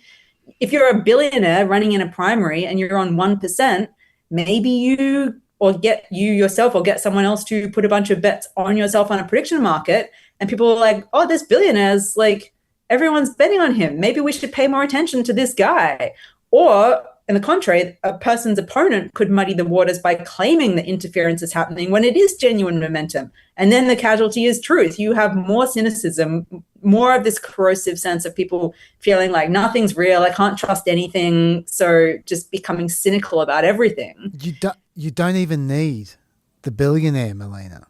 If you're the Democratic Party or the Republican Party and you're sitting on a $4 billion campaign, take $100 million of that. That's not much. And just whack it on a prediction market and watch the narrative change. That would be more effective than an advertising campaign for $100 million. Like, it's so easy to manipulate. If you are someone who wants to make some money, you can just come forward with a fake accusation of some kind of sexual dalliance or something, just after you've put some money on. The other side. It just lends itself to people messing with shit. And you're taking the best example there, politics. When you get into news, it gets so much worse. In Polymarket, you might be about to mention this. I don't know. But in Polymarket earlier this year, you could bet on how many acres of turf. So last year, you could bet on how many acres of turf in LA were going to get burnt. How's that for incentive for arson? Like that you just put money on, then you burn some more. I mean, you are limited by your imagination. How many different ways you can do awful shit and profit off it under this system.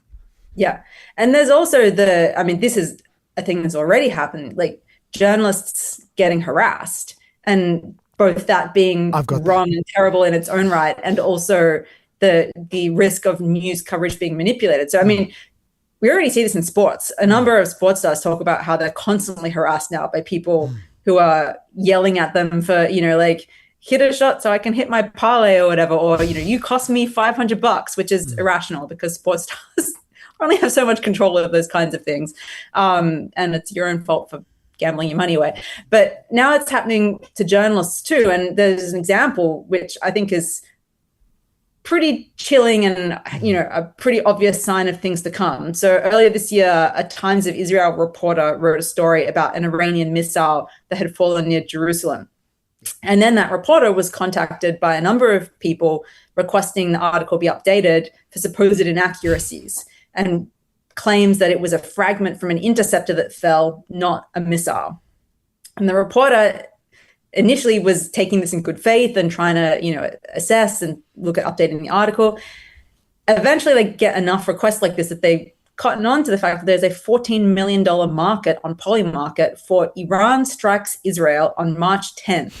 So whether it was a missile or an interceptor would change the outcome of that bet. And so that's why people were contacting this journalist, trying to get them to change a published news report about the thing that had happened. People were circulating fake screenshots of the article online. One person offered to share their winnings with a reporter if he changed his story. Soon he starts receiving death threats by people complaining that he lost $900,000 and threatening him to change the story, threatening him for not changing the story. I mean, this is awful for the journalist, and this is something that is just going to happen. It's so obvious. It is going to happen more and more to journalists who already have enough to deal with. But also, the harassment is bad. Some journalists maybe are going to do the wrong thing as well. And then again, we get into the zone of, what can you believe anymore if people are, potentially changing news stories, or people just know that that's a thing that could happen and then have cause to doubt everything. You sort of think, is that story real, or has that person been harassed by some crazy bettor? I want to read you some of the messages from that. By the way, if you're interested in that article that Melina's talking about, the Times of Israel, we'll put it in the homework, because I had something prepared on this as well. So I'll just read you some of the messages because I think they say it all. You have exactly half an hour to correct your attempt at influence. Despite the fact you received countless inquiries, you insist on leaving it that way. If you do not correct this by 1 o'clock Israel time today, March 15, you are bringing upon yourself damage you have never imagined you would suffer. Next message. You have no idea how much you've put yourself at risk.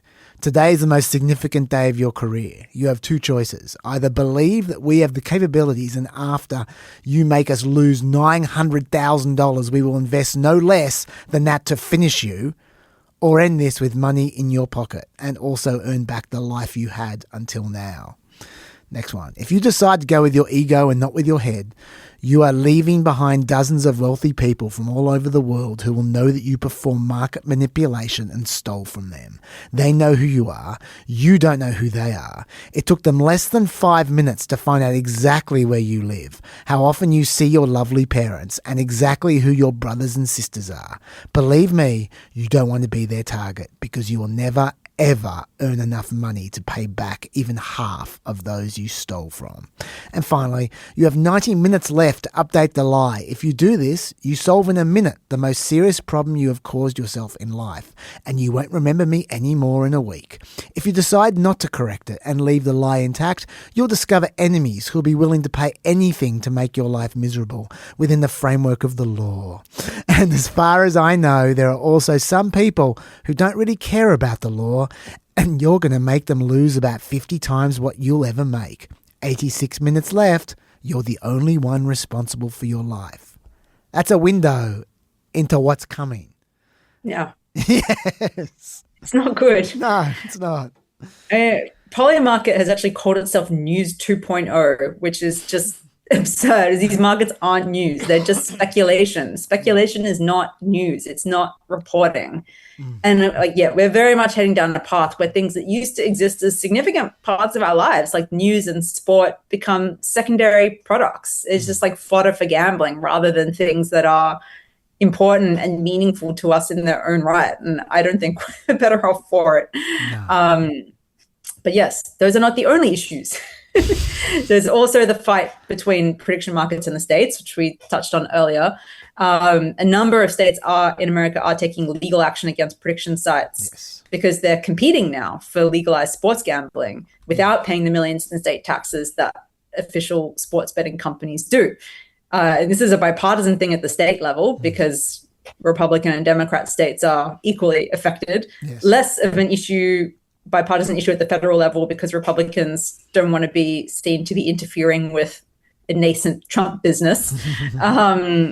But yeah, look, the benefits of gambling revenue to state governments relative to the costs, I think, has been very overstated and is a lot of gambling company spin. Like when gambling was legalized across the states, you had gambling companies going to all the states promising all this like rivers of revenue and, there would be no problems. And I think it's quite hard to make the argument that the financial costs that legalized widespread gambling imposes on society are outweighed by the tax revenues, which are usually much less than gambling companies promise at the start when they're trying to get this up. But having said that, it's not nothing. And now, if you just have prediction markets taking over, you have all the downsides with no upside. So I can see why states are pissed. For what it's worth, I would argue that there are still problems in these states that have online gambling. I'll just put it out there. If they promised there'd be no problems in those states after they introduce gambling, I think that promise has not been kept. I'll just put it out there. Yeah. Yes. But you make a good point. We'll get to a bit of that as well. But the whole argument for legalizing gambling in the first place was to regulate it and tax it, and states are already losing those powers. So yes, I do feel like that has not worked out well. Also, spare a thought for poor Miriam Adelson, the casino mogul who donated more than $190 million to Trump over the last two presidential elections, only for him to directly undercut her business. Or don't spare a thought for her. I don't really care. Well, I spared a thought, and now I've moved on. We should talk about gambling addiction, though, because this is already a significant issue just in terms of the widespread legalization of sports gambling in the States before you add in the let's make everything in the world a thing you can and should gamble on that is being promised by prediction markets. In terms of problem gambling in general in the States, just a bit of a picture, 2.5 million US adults, which is 1%, are estimated to meet the criteria for severe gambling problems in any given year. That's now. And another 5 to 8 million, or 2 to 3%, would be considered to have mild or moderate gambling problems. And one thing that's interesting is the staggered rollout among the states of legalized sports gambling, and especially online gambling, has allowed researchers to track the effects and cut out some of the noise because it's happening in a graded way. And the rise of sports gambling in various states is connected to big spikes in personal bankruptcy, big drops in personal credit ratings, and on days where there are big upsets in sports matches or bets, there's an increase in domestic violence as well. So it's not just the gamblers themselves that are suffering. There's also been research in the past showing proximity to gambling venues is a risk factor for problematic sports gambling. And now everyone's close to a gambling venue via their phone. Yeah. There's no barrier anymore. Like, roughly half of men ages 18 to 49 have an active account with an online sports book at the moment. And that's obviously still in a pretty young industry in America. So it's a problem that's rapidly escalating. And now you add into the mix this ability to bet on anything at any time. At any age. Any age. I really want to underline that. Like I mentioned it before, I want to mention it again. Like, you're messing around with kids whose brains haven't developed yet. Yeah. That's shit. Yeah. Yeah. And pokies traditionally are the most addictive form of gambling because it's so easy to chase losses. And now with the rise of all these prop bets on betting on prediction markets, you don't have to wait for another game to bet on a match, win or loss. You can be chasing losses every second of the day. So if you start to develop a problem, there's just literally no barriers that put any kind of friction or, on a person's ability to gamble, or, any kind of friction that could help them to stop if they want to. So that's already a problem. People are also losing more money on prediction markets than other forms of gambling. So it's already turning out to be worse. In one analysis, the median prediction market wallet lost about 7% of the money wagered in the first 90 days of activity, compared with a 1% loss on other forms of gambling. Wow. So 7 times as bad. And undermines the idea of the wisdom of crowds.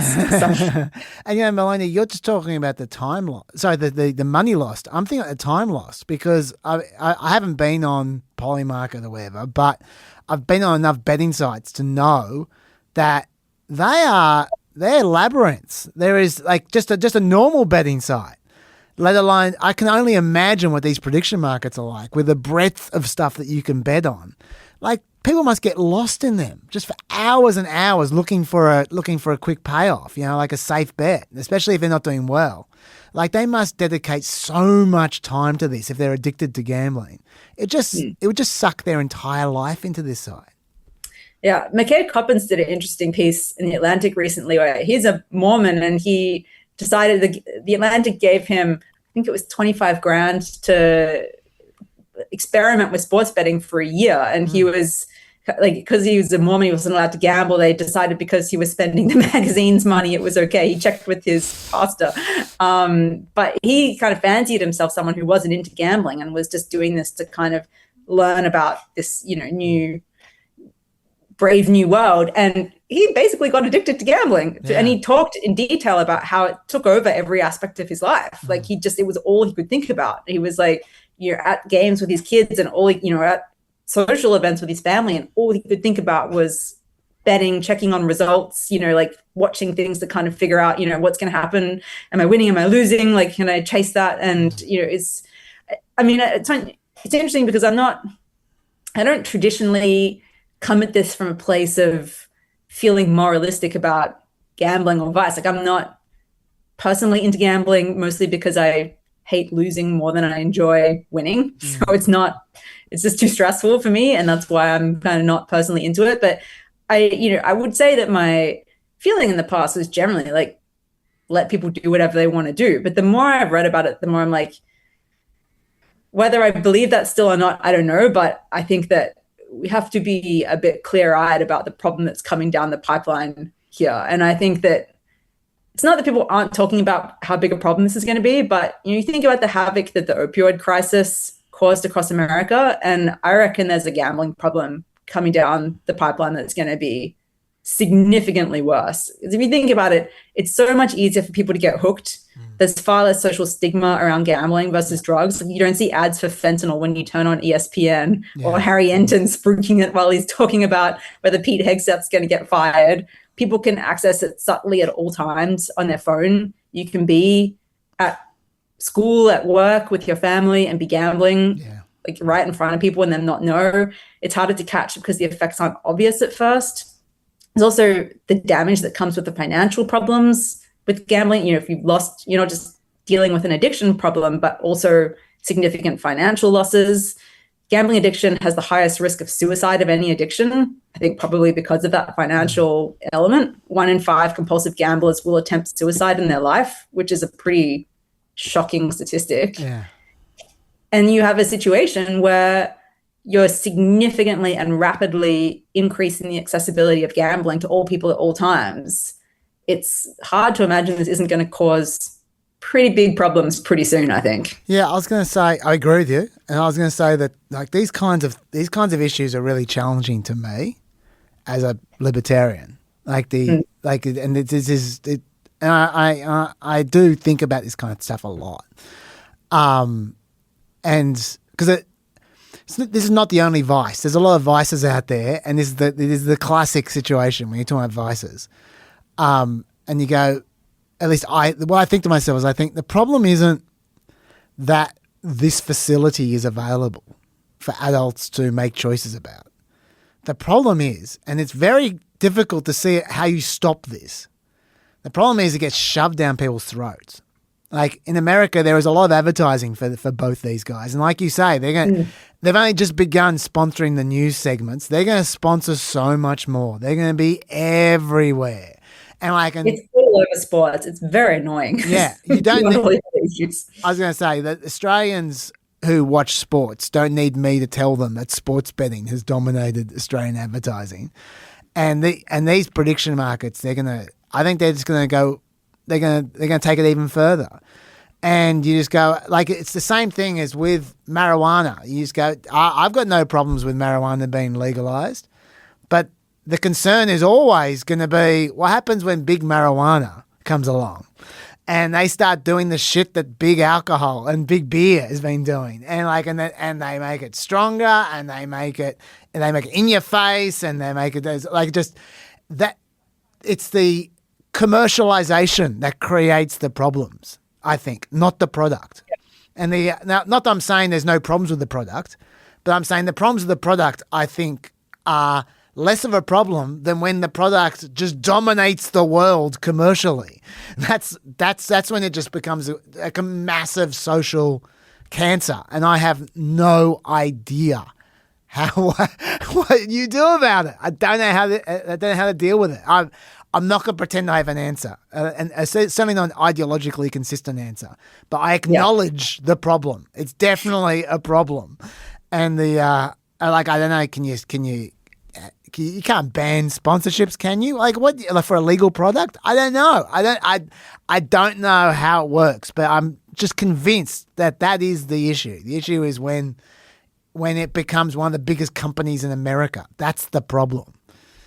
I mean, you can ban sponsorships because cigarette companies don't sponsor. It's a legal product, and they don't sponsor sports or anything. Yeah. But yeah, I think that there is yes, there is a... In America, can you do that?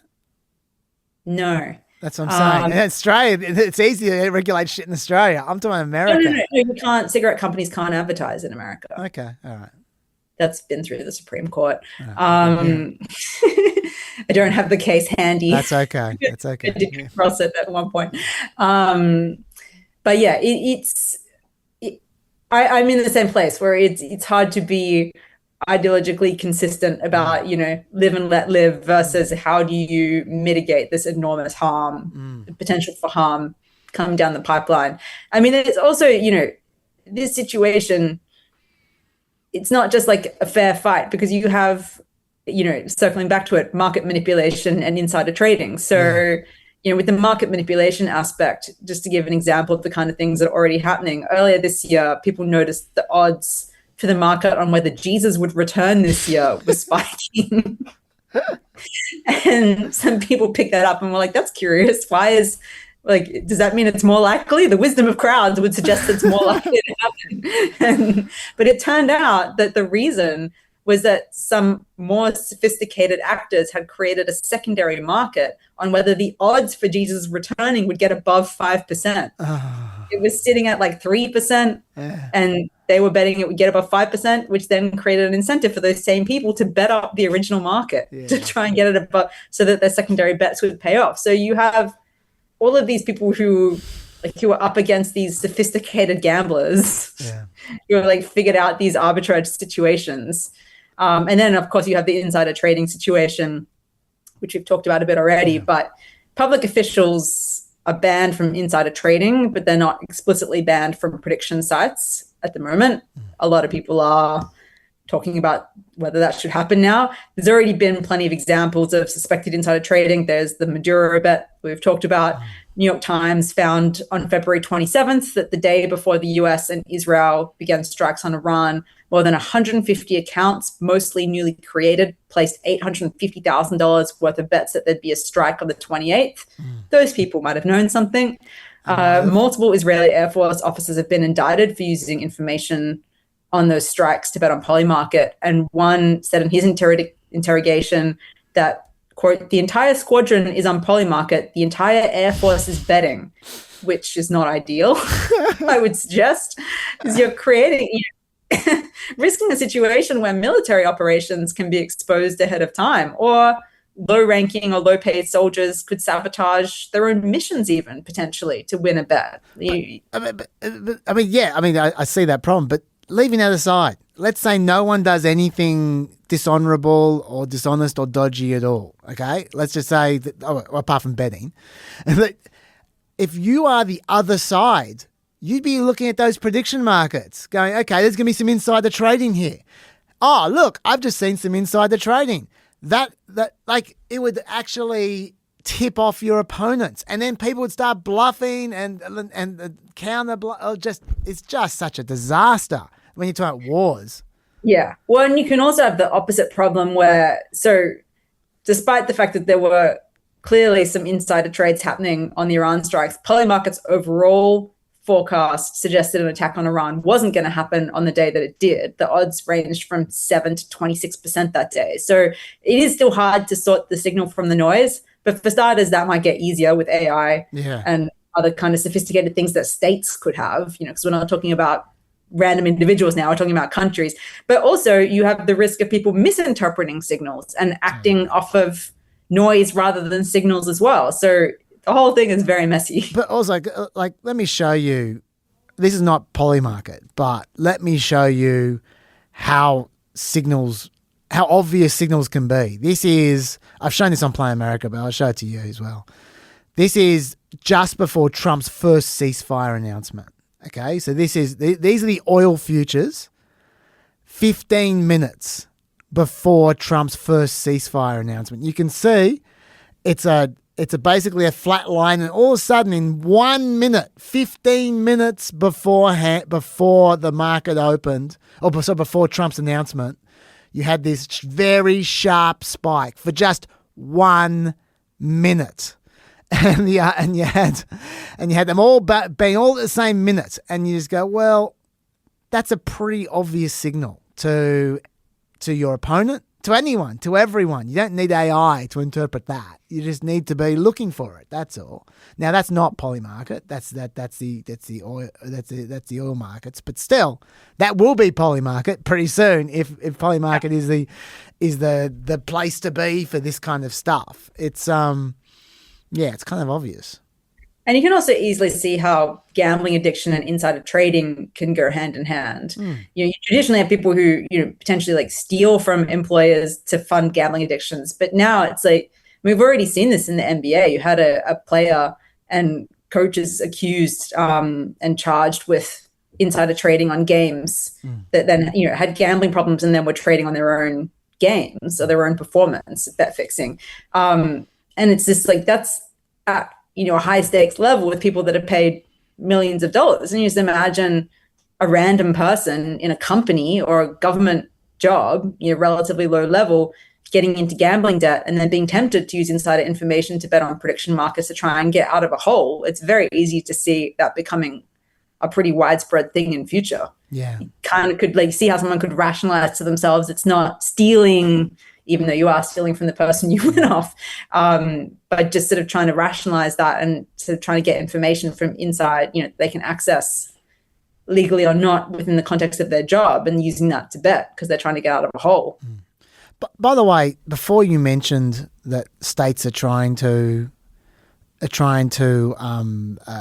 threaten some of these companies legally because they're undermining, either because they don't want any gambling in their state at all, or because they're competing against gambling in their state and they're not paying taxes. Illinois being a classic example. What you didn't mention, which we should actually explicitly say, because you also mentioned the that the Trump administration has ties through Donald to two of these companies. And by the way, if you're the same guy who's tied to the government, who's tied to the two main competitors in the industry, that's a pretty good sign that that industry has the fix in for it. Like, if the same guy is on the board or the advisory board or strategic board of the two main competitors, that's a real sign you've got some kind of regulational insider advantage there. But anyway, what you didn't mention, which I should mention, is that the CFTC chairman, Michael Selig, who, as you say, is very Trumpy, is currently suing those states to stop them from trying to crack down on the predictive markets. This guy, who should be regulating them himself, is suing people who are trying to regulate them, because he's saying that it should be under his control, and he doesn't want to do anything with that control because he's on their side. And I should also point out that this action is seemingly the first time in the CFTC's history that it has sued a state, and it's suing 3 of them at the moment to protect these predictive markets. This is the influence that the Trump administration is having on this vexed issue. Yes, responsible as always. Yes. So there you go. Did you have anything else you wanted to say about prediction markets? No, you covered pretty well, I thought. That was good. Everything I had, you said. So I was happy for you to do it. That was great. I've talked enough. Okay, well, over to me now. There's some things which I skipped past to make sure we had time to talk about prediction markets, and we did, and we got an hour left over, so let's use it. First of all, I want to talk about something that we never mentioned on Play America. We're going to until someone decided to shoot up the White House Correspondents Association dinner. So to just turf this topic entirely, is the Virginia redistricting. I want to talk about that because we had the big referendum, so to speak, ballot question on that earlier in the week. We've been talking about the gerrymandering arms race for some time now. For those who don't remember, the boundaries of the House seats in Congress get drawn by state governments. They're told by the federal government how many seats they have to work with in each state. Each house gets so many seats depending on their population. And then they distribute those seats as they please. They draw their own boundaries, each state. Now, some states have independent commissions that do that. Some try to draw the boundaries in the most advantageous way for their own party, though. That's called gerrymandering.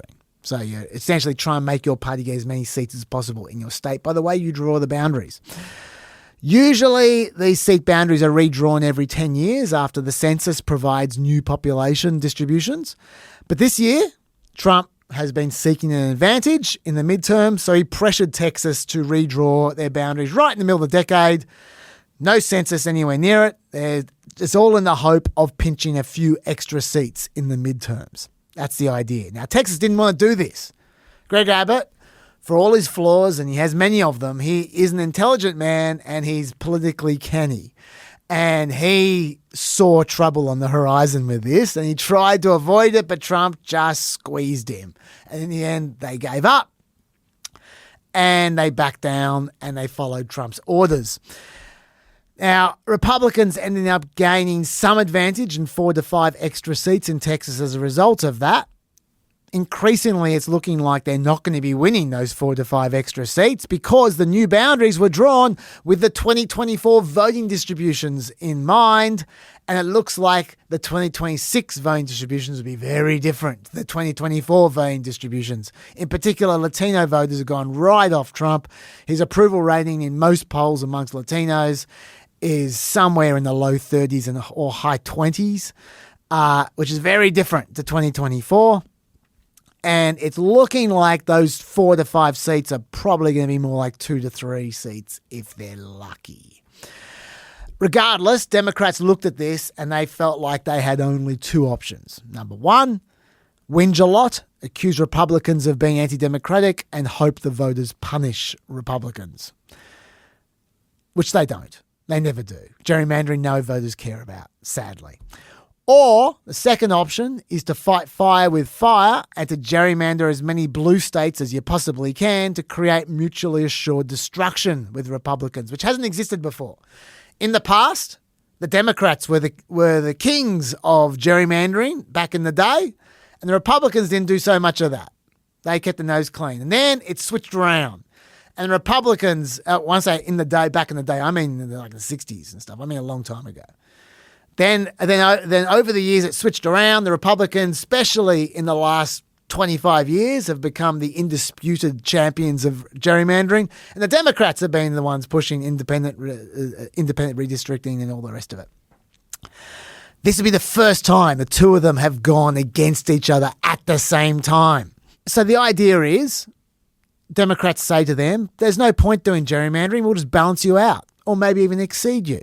Democrats chose door B. First, California voted to temporarily change the Constitution to allow them to ignore their independent redistricting commission for one election and to draw up some heavily gerrymandered seats.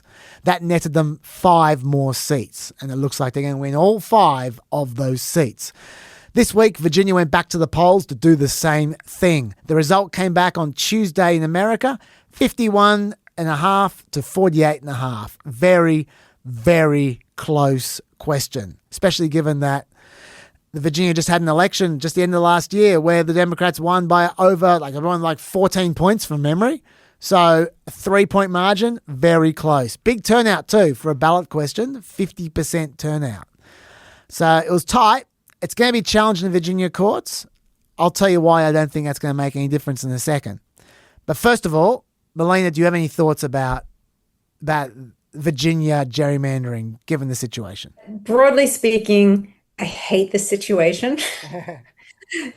In that, as much as you can kind of say, it works out even, you balance the Republican gerrymandered gains with the Democrat ones. It doesn't actually work out even for any of the people that live in those states. Yeah. They are being disenfranchised by this process. The Democrat voters living in Texas and the Republican voters living in Virginia, they are just objectively being disenfranchised by this process. And it's terrible. And it's so sad that America is in this position.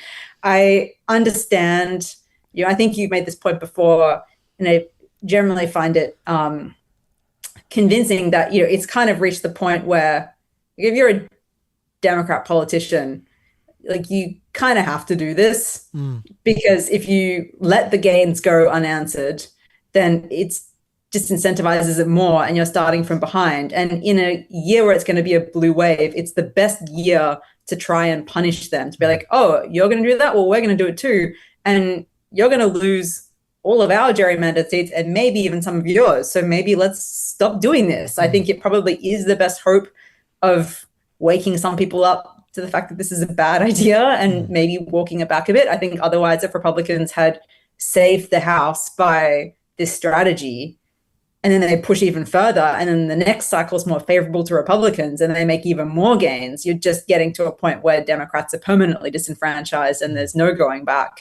Whereas the best argument you can make from a, respecting voters sense is that this dual gerrymander probably gets you closer to representing the balance of the electorate nationally in the results we're going to get in November, even if it doesn't at the local level, even if it's totally lopsided at the local level.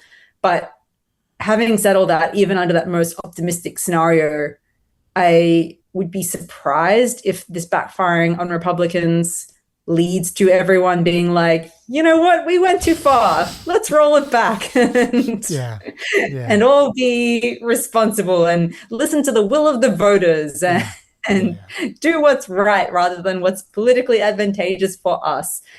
I am unfortunately a little bit too cynical to think that that's actually going to be the result. I think that it's going to have the result of punishing Republicans for doing a bad thing, but the tit for tat will probably continue, and it's really to the detriment of voters. I don't think politicians should be able to choose who votes for them. And this has been, you and I and Dave and everyone else has all talked about this at points, but, it sort of bears repeating. I think that it makes representation worse as well, because it means if you have all these really safe seats, the only competition is in a primary, you get the most kind of extreme people on each side choosing the candidate, and then that candidate can't lose in a general election because the seat is so gerrymandered. So then you just get these very partisan people elected to Congress who have no interest in doing anything for the good of American society. And it's just, I hate it. And by the way, there's a few things you mentioned there which I'm going to pick up on in a sec, but also you can tie the gerontocracy to this as well. If you are someone who had to overcome a competitive primary to get into their position and now cannot lose, you'll stay in that seat forever. You're not going to go when you're 85. You just stay and stay and stay. That's one of the reasons you have such old politicians in America, I think, because of these seats they cannot lose. So, I mean, they can be primaried, but you're unlikely to primary someone because they're old if they're going to win anyway.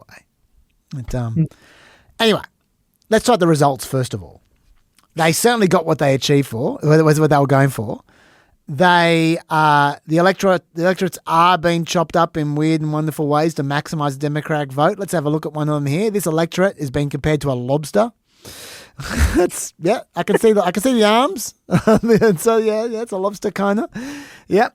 And people are expecting Virginia to turn from a 6-5 state, 6 Democrats, 5 Republicans, into a 10-1 state. 10 Democrats, 1 Republican, even though it's supposed to be a purple state. So that's 4 extra seats for Democrats, and that's going to last until the 2030 midterms when Virginia will revert to independent redistricting then. If we look at the overall picture in America, where Republicans now have redistricted under Trump pressure in Texas, Missouri, North Carolina, Ohio, Democrats have redistricted in California and Virginia. Utah made a tweak of their own, but it actually helped the Democrats because they're honest. It adds up to Democrats netting 8 to 10 seats and Republicans netting 4 to 8 seats. So pretty likely Democrats will actually have won themselves a slight edge in the midterms as a result of this arms race. There is Florida to come, though. Now, DeSantis has been pushing for redistricting there as well. He apparently has drawn some secret maps that he's about to reveal to the Florida legislature literally any day now. The Republicans aren't so sure this is a good idea for the same reasons that the Texans weren't sure this is a good idea. Florida is already heavily gerrymandered.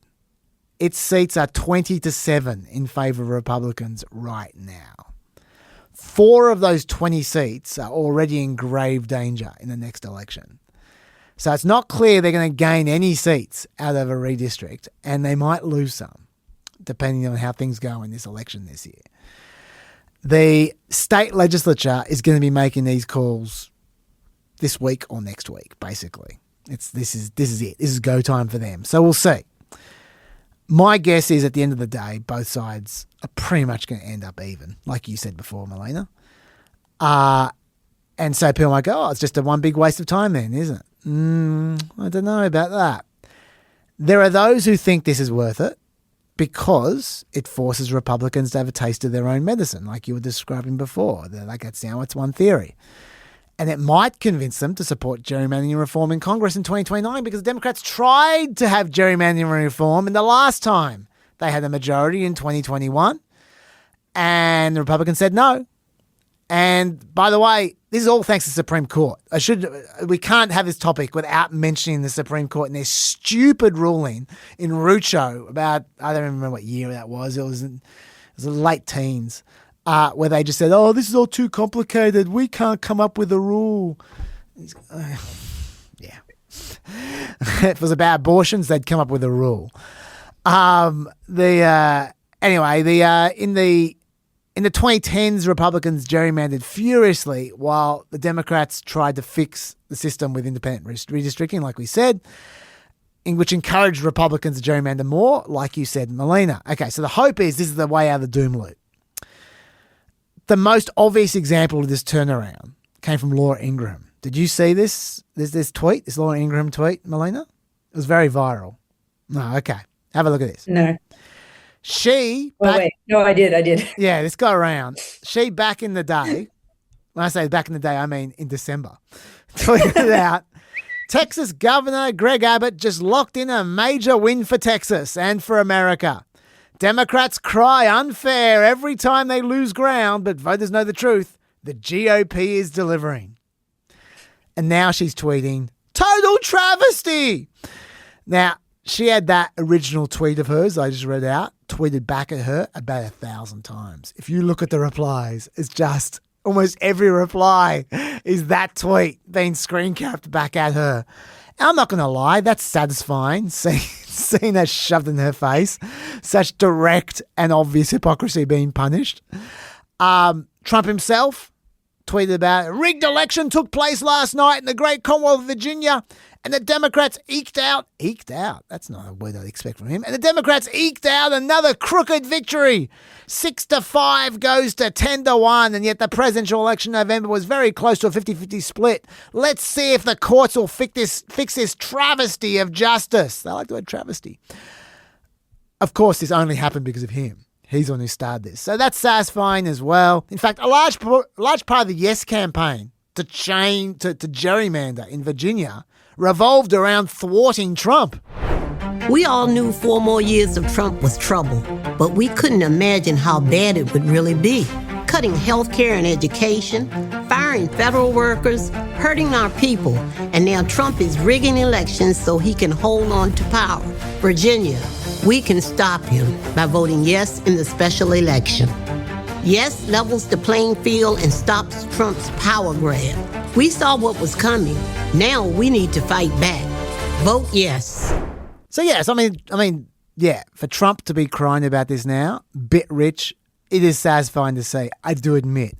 And the Democrats, they love pointing out this hypocrisy. They're loving it. Like AOC, for instance, she's just relishing it.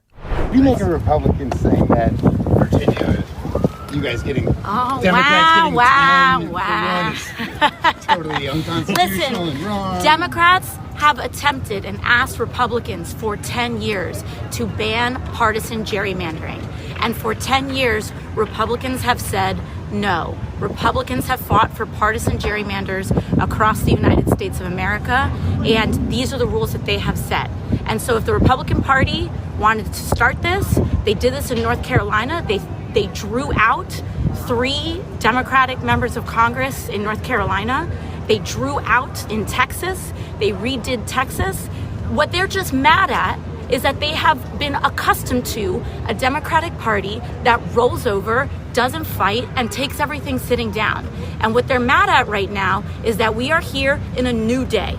And we have been asking the Democratic Party to stand up and fight, and now they did, and now the Republican Party doesn't like the fact that they are fighting against someone who actually will stand up for the American people. So if Republicans decide that they would like to revisit a ban on partisan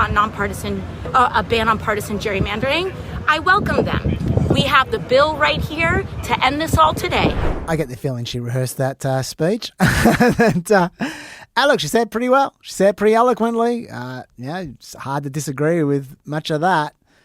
But like you hinted, Melina, I don't think things are exactly as she sees it. So let me be clear. I agree with her. The Democrats had to do this. They just had to do this. Like, I hate gerrymandering so much, but unilateral disarmament ain't going to work, obviously.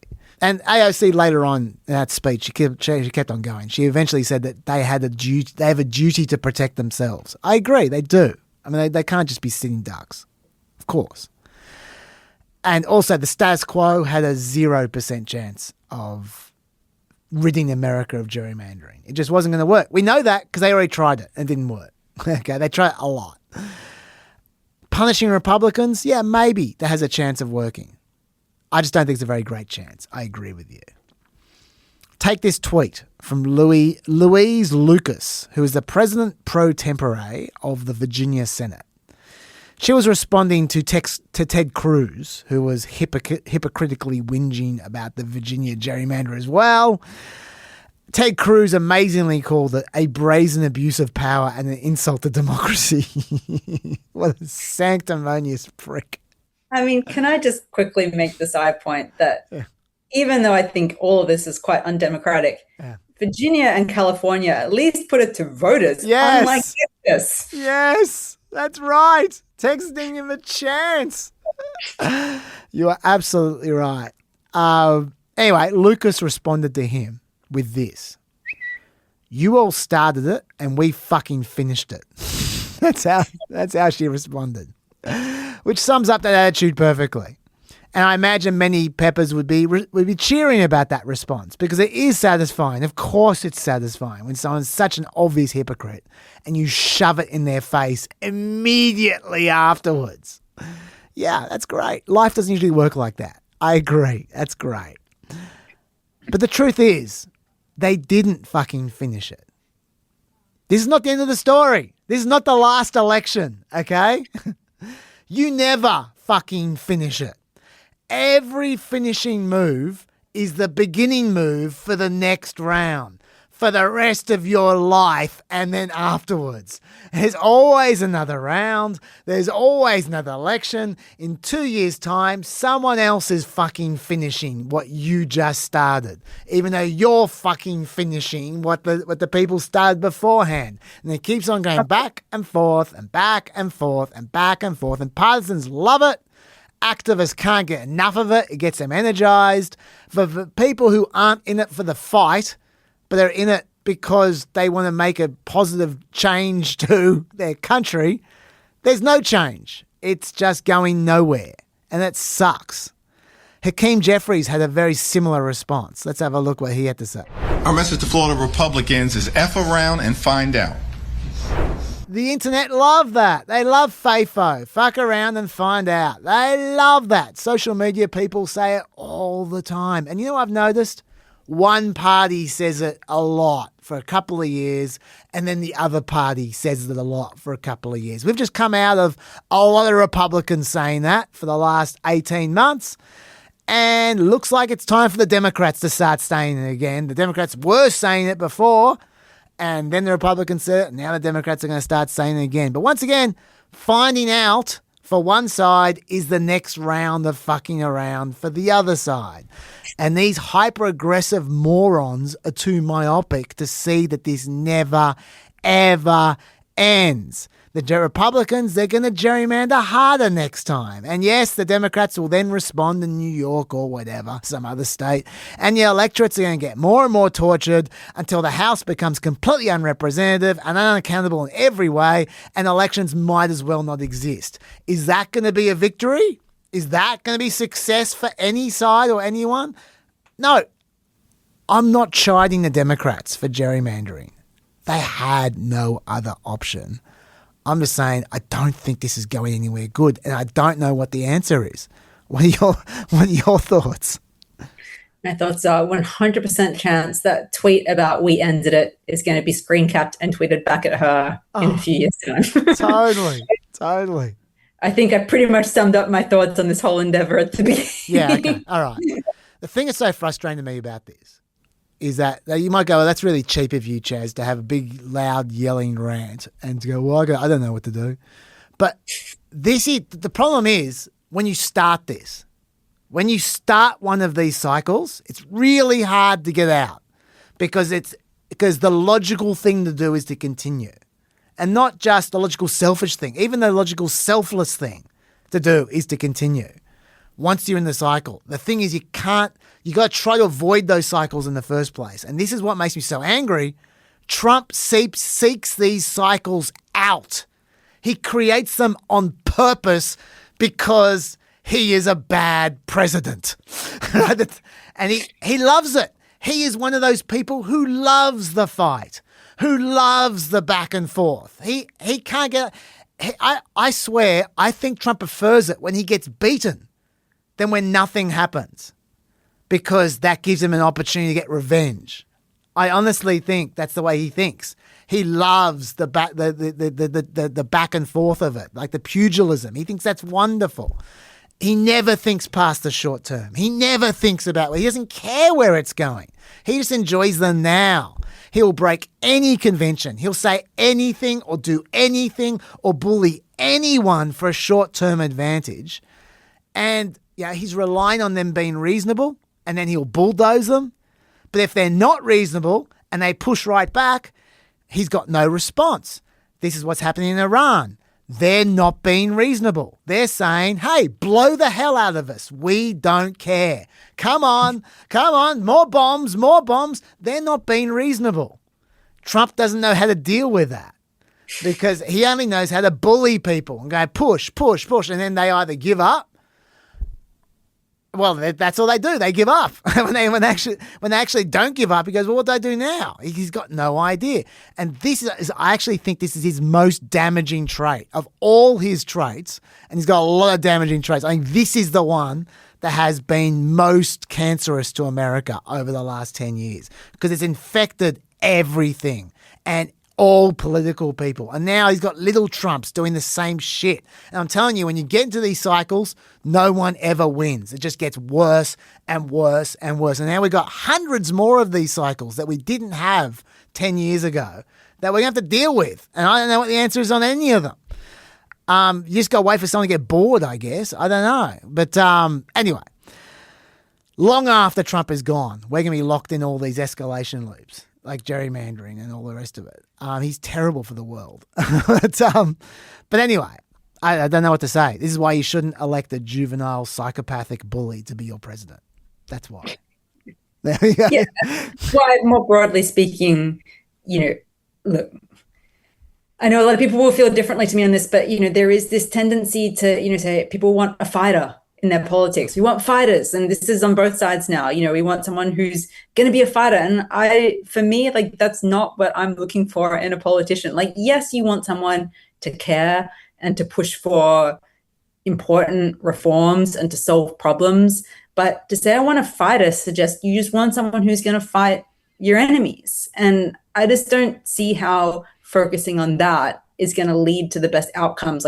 You have to be very partisan and very interested in the game or the sport of politics to hold that quality of, I like that my person is fighting that other person I don't like, more than I like that my person is trying to figure out a way to improve something in someone's life. And I know that sounds very quaint and, it sounds like,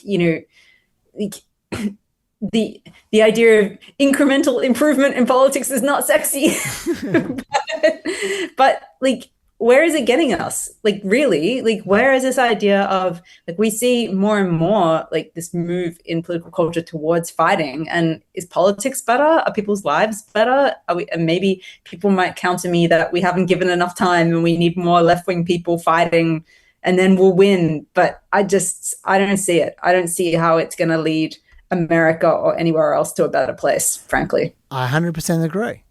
I don't want to blame this all on Trump, okay? Because this movement has been happening for longer than Trump. Trump is part of it. Trump is a result of it. People voted for Trump for a reason because they liked what he had to offer. And this is what he had to offer. And they wanted it. But I will say, if you go back 30 years, there were no politicians going, I'm going to be a fighter. Certainly people, if there were, people weren't looking for it.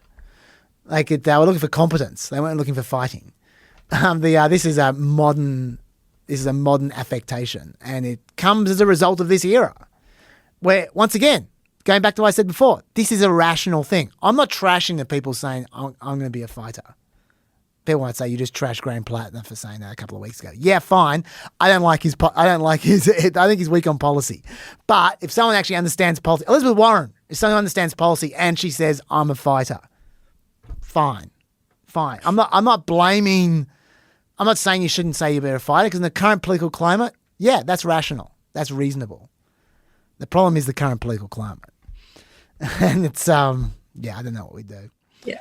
And to be fair, most people are not enjoying this. You look at the polling on any kind of measure of political approval or consumer confidence or just general things that measure people's satisfaction with any policy issue, their personal life circumstance. Like, it's all negative. Yeah. Everything is negative. Everyone's angry and unhappy. Like, this is not resulting in people satisfied or getting what they want. So yes, I think maybe time to try something new. And I'm sure it's connected too. Like you could easily say, oh, these are two separate things, that your correlation is not causation. I think this is causation. I honestly think that one is tied to the other. I don't think this makes people happy. It's stressful. Yeah, totally. Quite aside from all that, I want to note two things that annoyed me about this vote. There was a lot of intentional misleading going on, which annoyed me. The Democrats, for instance, behind the Yes campaign, sometimes used Trump clearly to convince Republicans to vote yes. Like, take that ad there. There's a billboard ad that says, President Trump says, take over the voting, vote yes on redistricting April 21, with a big photo of Trump glowering. And Republicans for the no vote, they did the same thing with Obama. They were running ads with Obama. What have we got here? Because of things like political gerrymandering, our parties have moved further and further apart, and it's harder and harder to find common ground. That's why 2/3 of Virginians voted to end partisan gerrymandering. But Richmond politicians want to shred our bipartisan process and draw maps for themselves again. And now they are trying to change this constitutional amendment and once again steal votes from people. Vote no on partisan gerrymandering. Yeah, and look, that's annoying to me, but you can't expect confusion and dirty tricks from advertising. That's fair. It's not fair, but it's just par for the course. That's what you're used to. What really annoyed me, though, is the actual language of the ballot question. You don't expect that to be dodgy. Have you seen okay, so I'll read it for everyone else then. This should be neutral, this. This was the actual question they were asked. Should the Constitution of Virginia be amended to allow the General Assembly to temporarily adopt new congressional districts to restore fairness in the upcoming elections, while ensuring Virginia's standard redistricting process resumes for all future districting after the 2030 census? Restore fairness. That is bullshit. Like that, courts should have struck that down. And I know it went to court and they lost. Courts should have struck that down beforehand. That is awful. I hate that so much. And if you don't agree with me that that's shit, just wait till you're on the wrong side of one of these ballot questions. Like, that's just so biased. Oh my God. I get that Virginia is saying they're being forced into this because of political warfare from Trump. I get that. If that's your case, then be honest. Say that. That's fine. It's justifiable. You can make that argument. Don't lie to people. Don't trust them with their vote without trying to manipulate them or cheat them with your bullshit wording. Does that make you annoyed? That really makes me annoyed. You should be able to trust the ballot question, I think. Yes, it's a terrible question. It probably didn't affect the outcome in the sense of people voting in this special election probably know what it's about. Like, they're probably generally high information voters. It's not one of a bunch of ballot questions in a general election that, so I think the chance that people voting were actually confused is probably not that high for the most part. But it's also just like, as you say, you shouldn't have to put your thumb on the scale. Just make a case. Yeah. Like, that should be enough. Why do what is the point of writing it in that way if not to try and manipulate people? So on those grounds, I don't like it. And I almost didn't want to make the point about the voters in people voting for it in Virginia versus Texas because of knowing about that question, and also the outside money and sort of thinking, there were some thumbs on the scale, so it's not like, the will of the people. But having said that, it's still fairer than Texas, so I still felt like it was a point worth making. It is. And there's one more thumb on the scale I want to mention as well. I flagged before I was going to mention the court situation, because I'm not the only one that annoyed by that. The circuit court judge is annoyed by that as well, who's a Republican, by the way. He overturned the vote. And it's now going to go, it's been appealed. And it's going to end up in the Virginia Supreme Court for sure. And I'm pretty confident they're not going to overturn this vote. I think they're going to support the vote. You go, why? Why are you so confident? Is it because they're all Democrats? No, actually, it's a Republican majority, a Republican-appointed majority. Well, why are you so confident that the Republican appointed majority is not going to rule out that question, which was objectively awful? Not to mention there are a bunch of other procedures that are ambiguous about whether they broke those procedures or not.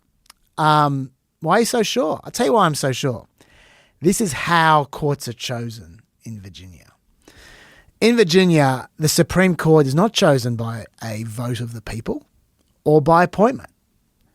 They're chosen by a vote of the General Assembly, which is the state legislature. That's why they're a majority Republican, because until recently, Republicans held the majority on the state legislature until the last couple of years. They get 12-year terms, you see.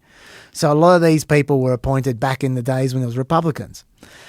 12-year terms. After the 12 years, they need to be reappointed by the Legislative Assembly. These judges are going to be up for reappointment soon, these Republicans. There's the more recent ones are appointed by Democrats, and the older ones who are just about to need to get reappointed, those guys know what the assembly's going to be, because right now Virginia is becoming bluer by the second. And so they know they're going to be facing a Democratic legislature. And I reckon we'll find these Republicans voting to support the Democratic question. Call me cynical. So that's my prediction right now. And by the way, that judge that just ruled it out of order, he ruled the original question out of order as well and was overruled by the state Supreme Court. So they've already been through this and they've already ruled in favour of the question. So I don't know if I'm being too cynical, but that is my view on this. And that is just one more thumb that's on the scale of justice in America. It's all so partisan. Got any comments before we move on? No. Okay, so we've got about half an hour left here, Melina, and you have one more topic. I've got about 12, but I can talk when you're gone. So why don't we get to your topic first, which is, I did flag this on Planet America. I was pretty excited. We only got 4 minutes to talk about Chavez-DeRemer's stepping down, resignation, sacking on Planet America. And I was just saying, guys, there's not enough time to talk about all the scandals involving this woman. We need a lot more than 4 minutes. And you know where we got more than 4 minutes? On PEP. So, Melina, take it away. Tell us about Chavez-DeRemer. Okay, so after Trump's famous no scalps policy in his cabinet that he held surprisingly firm on for a year, we clearly now have a new policy, and that policy is scalps. Lots of scalps. So the Labor Secretary, Lori Chavez-DeRemer, is the latest cabinet secretary to be supposedly quitting of their own accord to work in the private sector. Yes. I love that it's too implausible these days to pretend you're quitting to spend more time with your family. No one's trying that on anymore. That it's like, oh, I'm going to try and make more money. It helps when your family has been busted with sexual assault as well. Yeah. No one wants to spend time with that family member. No. Well, I don't know. We'll get to that. Yeah. She did. Anyway, 3 cabinet secretaries have been pushed out in 2 months now. Yeah. Notably all women so far. 20% of Trump's cabinet that are left are now women. And for comparison, 10% of the cabinet are named Doug. Oh, wow. But let's not turn this into too much of a feminist issue, because as much as there are also male cabinet members who probably should be on the list to go to, Seth and Patel, Lori Chavez-DeRemer did definitely have this coming. I don't think the feminists are defending Lori Chavez-DeRemer. Yeah. Although, to be fair to her, she is striking a blow for women everywhere by being incredibly corrupt as a woman. Yeah, she had a fair bit going on, and I do not intend to defend her. Okay, first of all, we should explain who she is, because she's not been very high profile, and for someone as scandal-plagued as she is, it's kind of interesting how little attention she's gotten until now. Not that there's been no articles, but in contrast to, say, like a Pam Bondi or a Kristi Noem, whose ousters were maybe a little bit more foreshadowed. Yes. Chavez-DeRemer is the daughter of a former Teamster. Yeah. She was recommended to Trump by the president of the Teamsters Union. She served one term in Congress previously for a district in Oregon, which is a blue state generally. She was a one-termer and then got voted out. She co-sponsored. Sorry. No, I was going to say you just brushed past it, but I just want to just push down a little bit further on something you just brushed past, which was that she's a payoff for Sean O'Brien, the Teamsters Union president, who, if you recall, back in 2024, not only spoke at the Republican convention, and it was quite controversial when he did, but then he pushed for the Teamsters Union to not endorse either candidate, even though Donald Trump has just not supported any labor rights whatsoever. Any of the things that the unions were standing for or wanted, Donald Trump didn't support any of them and hasn't carried through on any of them. But yet it was still the first time the Teamsters hadn't endorsed a candidate since 1992. So he really went out on a limb for Trump, and Trump was paying him back by allowing him to select the Labor Secretary because he didn't give a shit. And Lori Chavez-DeRemer was who Sean O'Brien picked. Yes. Yeah. And we should say she is a Republican. She was a Republican member of Congress, but in a blue state, so perceived as more moderate. And she co-sponsored the PRO Act, which is a Democrat-led bill. It's the Protecting the Right to Organize Act. It would strengthen the legal right for workers to join a union. So it was a pro-union bill, and she co-sponsored that as a Republican. And so she was perceived as being a moderate Republican who was generally pro-union, as I say, daughter of a former Teamster. And she was one of the more bipartisan cabinet appointees. She was confirmed by 67 to 32, which is still fairly lopsided, but less so. There were a number of cabinet secretaries who were like 50-50 or 51-52 votes. So one of the kind of more, she did draw some Democratic support, and some people were hopeful that this was a sign that the second Trump administration would be a more pro-labor administration. So what did she do as secretary? Not much, it would seem, in general. She barely showed up, according to reports. When she was nominated, she allegedly told her potential deputies when she was interviewing that her vision for the role was that of a figurehead, which, I don't know, why do I feel like that's the vision for their role of a lot of Trump appointees in this second term? The little that she did do from a policy perspective was not exactly populist or pro-worker. Just some examples: they stopped enforcing a Biden administration rule that discouraged businesses from designating their workers as independent contractors to deny them the rights of employees. She repealed minimum wage guarantees for home care workers, rolled back mine safety rules, defunded training programs for women in construction, eliminated grants to end child and slave labor. It was mostly things that were deregulatory in nature and mostly not on the side of workers. And also compliance actions generally fell by about 25% from the Biden administration to the Trump administration. One thing she did do was put a giant banner of Trump's face over the side of the department's headquarters, which gave employees a rather ominous view from the conference room. I've never seen that before. For those who are listening and can't see, it's Trump's giant, angry, staring eyes right in the conference room window. It's literally like 1984. It is Big Brother just staring at you through the window. Oh my God. So we'll put that on the list of accomplishments. If you're listening, just note the time signature. Come and have a look. It's very funny. So why was she pushed out? It was reported back in January that a formal complaint had been filed against her to the department's Inspector General's office. The complaint alleged she'd been abusing her position, having an inappropriate relationship with a member of her security detail, drinking in her office during the workday, that is when she bothered to show up to the office, abusing her travel privileges by getting her staff to concoct reasons to make official trips to destinations she wanted to go with her friends and family using taxpayer money. I love that.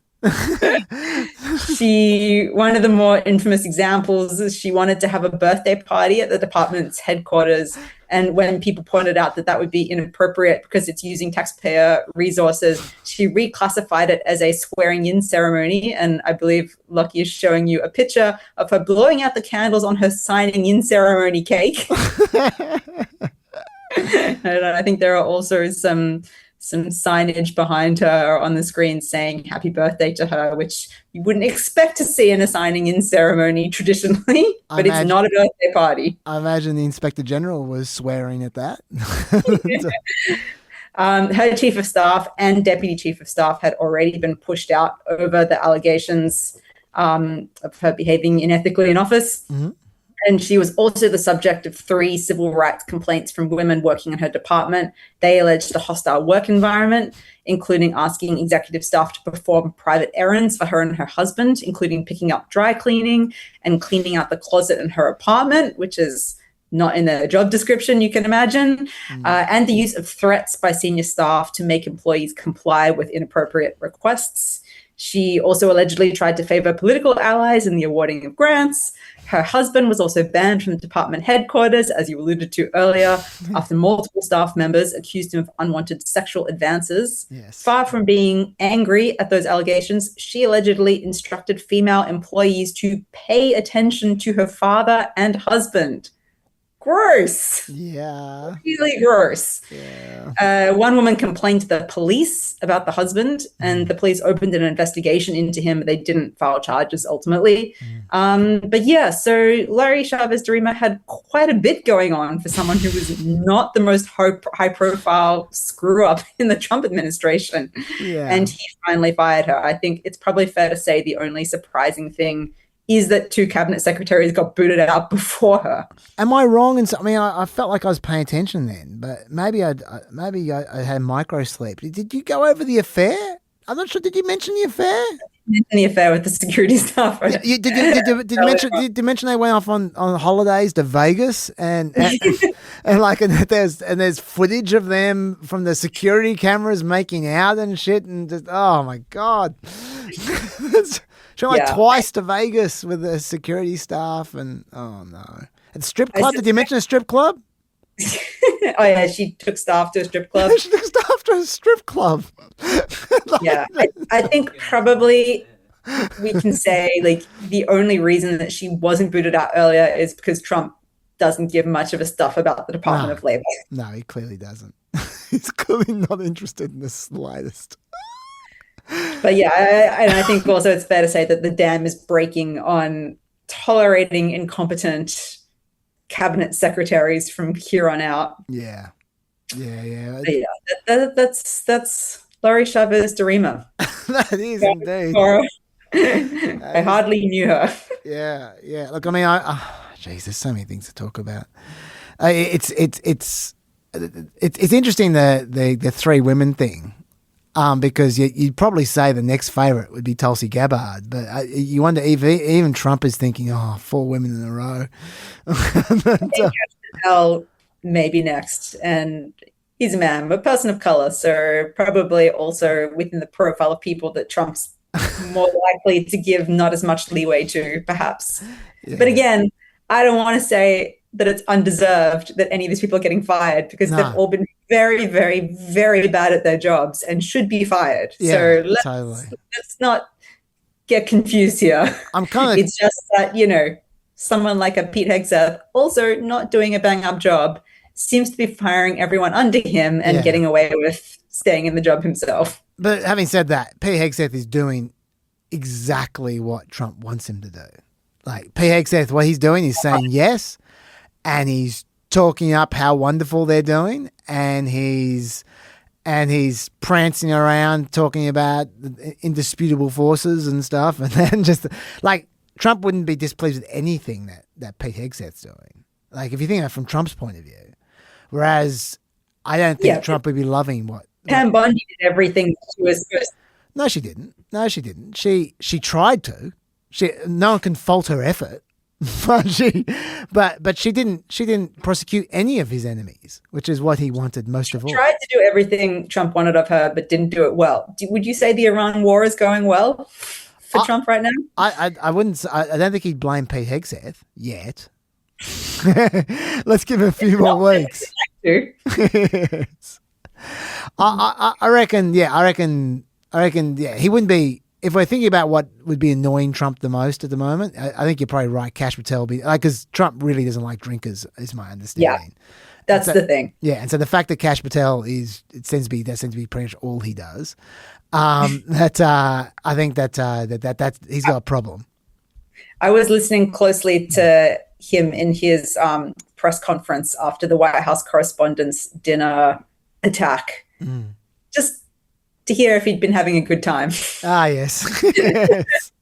Yes. Maybe. Yeah. But then Tulsi Gabbard clearly disapproves of his war, and she's been useless because he's just not using her. Like, I mean, you'd think it would solve a lot of problems for Trump if he could get the national director of the National Director of Intelligence, Director of National Intelligence, DNI, Director of National Intelligence. If you get the Director of National Intelligence to gin up some intelligence for him to show that this war is justifiable to stop a nuclear risk, he would love that if he could do that. But she's nowhere to be seen because he knows that she doesn't approve of the war. And he knows that she doesn't agree with him on the nuclear risk. And she's not doing her job for what he wants. So, yeah, I think it could be tough. Showing up at places like Fulton County to seize ballots. Yeah, which is clearly, it's clearly her desperate attempt to suck up because she knows she's on the outs. But anyway, let's not worry about her. Let's do Pope. All right, because we got halfway through the Pope story last, Pep. There was more. Trump posted another Jesus photo, this time with him and Jesus together. He added, the radical left lunatics might not like this. I think it's quite nice. And I guess it was comparatively nice to the other one. But then there were two main arguments being made against the Pope, one more reasonable than the other. J.D. Vance tried to make the more reasonable one. I'm going to play this long, because this has been chopped up a lot. The actual argument went for 7 minutes. You've probably seen 30 seconds. I'm going to play 3 minutes so you have at least a better idea what J.D. Vance is saying. Here we go. You will sometimes hear people say, well, the Vatican, the church, whether it's the Protestant church, the Catholic church, they should preach the gospel, they should ignore public policy. I actually don't agree with that. I actually think that it's a good thing when Christian leaders, whether they're Catholic or Protestant, part of preaching the gospel is talking about how the gospel applies to the issues of the day. So I've never been one of these people who say that you should never have, Christian leadership not talking about politics, or frankly, political leaders not talking about their Christian faith. But I do think that we have to remember that, each of us has our own role. I'm the Vice President of the United States. The fundamental way I understand my role is that I'm trying to take the lessons, the moral truths that are rooted in Christianity, and I'm trying to apply them to a whole host of complicated real-world scenarios. Thank you. So my job is to apply moral truth to try to do the best thing for the American people. That's my job, and that's the President of the United States' job, and of course, he's the person who leads our administration. The Pope's job is to preach the gospel, okay? And again, I think that sometimes in the context, it doesn't bother me, even when I disagree with him. And I have a lot of respect for the Pope. I like him. I admire him. I've gotten to know him a little bit. It doesn't bother me when he speaks on issues of the day, frankly, even when I disagree with how he's applying a particular principle. So the Pope said something where he said, and I'm gonna try to remember the exact quote, but he said that God is never on the side of those who wield the sword. God is never on the side of those who wield the sword. I'm pretty sure that he said that exact statement. Now, on the one hand, again, I like that the Pope is an advocate for peace. I think that's certainly one of his roles. On the other hand, how can you say that God is never on the side of those who wield the sword? Was God on the side of the Americans who liberated France from the Nazis? Was God on the side of the Americans who liberated Holocaust camps and liberated those innocent people from, those who had survived the Holocaust? When the Pope says that God is never on the side of those who wield the sword, there is more than a 1,000-year tradition of just war theory. Okay? Now, we can, of course, have disagreements about whether this or that conflict is just, but I think that it's important, in the same way that it's important for the Vice President of the United States to be careful when I talk about matters of public policy, I think it's very, very important for the Pope to be careful when he talks about matters of theology. Okay, what are your thoughts on that one, Melina? Pretty sure the Pope is careful when he talks about theology. That's kind of his whole deal. Yeah, yeah. I do like whoever first made the observation that JD's theological understanding of Catholicism has been repudiated by 2 separate popes. Yes. That's really something. Yes. I got a few thoughts on that. First, I don't like the phrase "be careful." When he's saying the Pope needs to be careful. For someone preaching precise wording to the Pope, that's very poor wording from JD Vance. It sounds like a lecture. It sounds like a threat. And so I don't think he meant that. I think he was trying to be the good cop in the good cop bad cop scenario here. But I think that was a bad phrase for him to use. I also think there's a real smugness in that message there from him, as if the Pope doesn't understand his own theology, which is weird because just war theory, which he referenced, is from St. Augustine. And Leo was the leader of the Augustinian order for like a decade. In fact, he's the first Augustinian pope ever. So I think he understands just war tradition. Having said that, I think if we're being generous, I think it's a reasonable point to make that the Pope has not been super clear when talking about war recently, suggesting there can never be a justifiable war when obviously the Pope knows that under Catholic doctrine there absolutely can be. The US Conference of Catholic Bishops has responded to this. This is what they say. For over 1,000 years, the Catholic Church has taught just war theory, and it is that long tradition the Holy Father carefully references in his comments on war.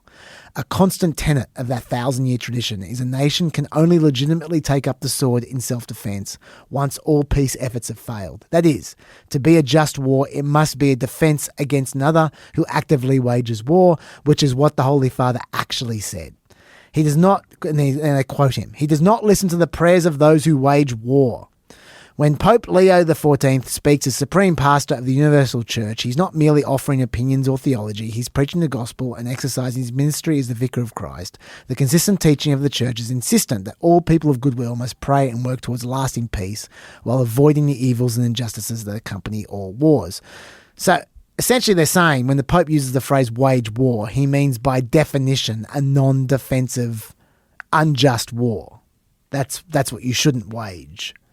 And that if it's defensive, it's a just war, and so you're by definition not waging war. You're doing some other verb. That's how you square the circle. And I'm sure that's what he meant. He knows what he's talking about. He's the Pope. But I do think that's a legitimate source of misunderstanding that good faith people can work through between Vance and the Pope and whoever. I mean, I'm not sure if you agree or not, but that's my take on what Vance said. I think we can be generous there. Do you agree or not? I agree that's likely the explanation, and it could have been clearer. Someone made the interesting observation that part of what's potentially challenging in this moment, obviously the Pope being American creates more interest from Trump in sort of going head to head with him when they disagree. But also the fact that he is an English is his first language, he speaks in English, it makes it harder to explain away disagreements. And that Pope Francis was apparently quite gaffe prone, but it was often kind of been it's a translation thing. He really meant this. People come out and explain for him, and you can see the, coming out and explaining, in the bishops coming out and adding additional nuance, but it kind of feels less easy to kind of sweep away as, it's a misunderstanding, never mind, when someone is kind of critiquing you directly in English from a position of significant authority in the Pope. And I just thought it was an interesting observation. I forget who made it. Yeah, that's an interesting observation. Fair enough. I would say, though, by contrast, the second argument, remember I said there were two arguments. The second argument, which was made by Trump, is complete bullshit. It's this. Fighting with the Pope, and are you worried it's upsetting your No, I don't. I have to do what's right. The Pope has to understand that. Very simple. I have nothing against the Pope. His brother's MAGA all the way. I like his brother, Louis. I'm not fighting with him. The Pope made a statement. He says Iran can have a nuclear weapon. I say Iran cannot have a nuclear weapon. The Pope did not say Iran can have a nuclear weapon. He didn't say anything like Iran can have a nuclear weapon. The Pope is very much against nuclear weapons. The Pope can be against this war and against Iran having a nuclear weapon, especially when this war has so far done zero to rid Iran of nuclear weapons. Some would argue it's made Iran having nuclear weapons much more likely. And that wasn't just a one-off. Trump did this for 4 straight days, tweeting out shit like, will someone please tell Pope Leo that Iran has killed at least 42,000 innocent, complete unarmed protesters in the last 2 months, and that for Iran to have a nuclear bomb is absolutely unacceptable. Yeah, someone tell him that. I'm sure the Pope isn't wild about tens of thousands of protesters being murdered either. And it's so sadly typical of MAGA that this bullshit argument of Trump's is the one that's actually gotten around and been repeated endlessly rather than J.D. Vance's somewhat subtler argument. People are suggesting the Pope doesn't care if Iran gets a nuclear bomb, or that Pope thinks you should do nothing to stop them getting a nuclear bomb. And that is just the beginning of all the misleading on this story. There are so many garbage stories on the Pope versus Trump. I'm going to go through a whole bunch of them, probably without you, Melina, because we have 3 minutes left. Do you have anything else to say about the Pope? Or in fact, any other topic that you want to talk about, and I'll pick it up after you're gone? No, that's fine. That is absolutely A-okay. Melina, you know what? I'll bid farewell to you because it's a good place to put a white flash, and then we'll come back and we'll go through the 4 misleading stories that are giving me the shits about the Pope and Trump. There's 4 of them. And then we'll see how much time we got left, and we might squeeze in me speaking very quickly about something else. Thank you very much, Melina. I'm looking forward to this happening a lot more often in the next little while. Yeah, me too. Yeah, that'd be good. Until next week or next time, stay peppy, Melina. Stay peppy.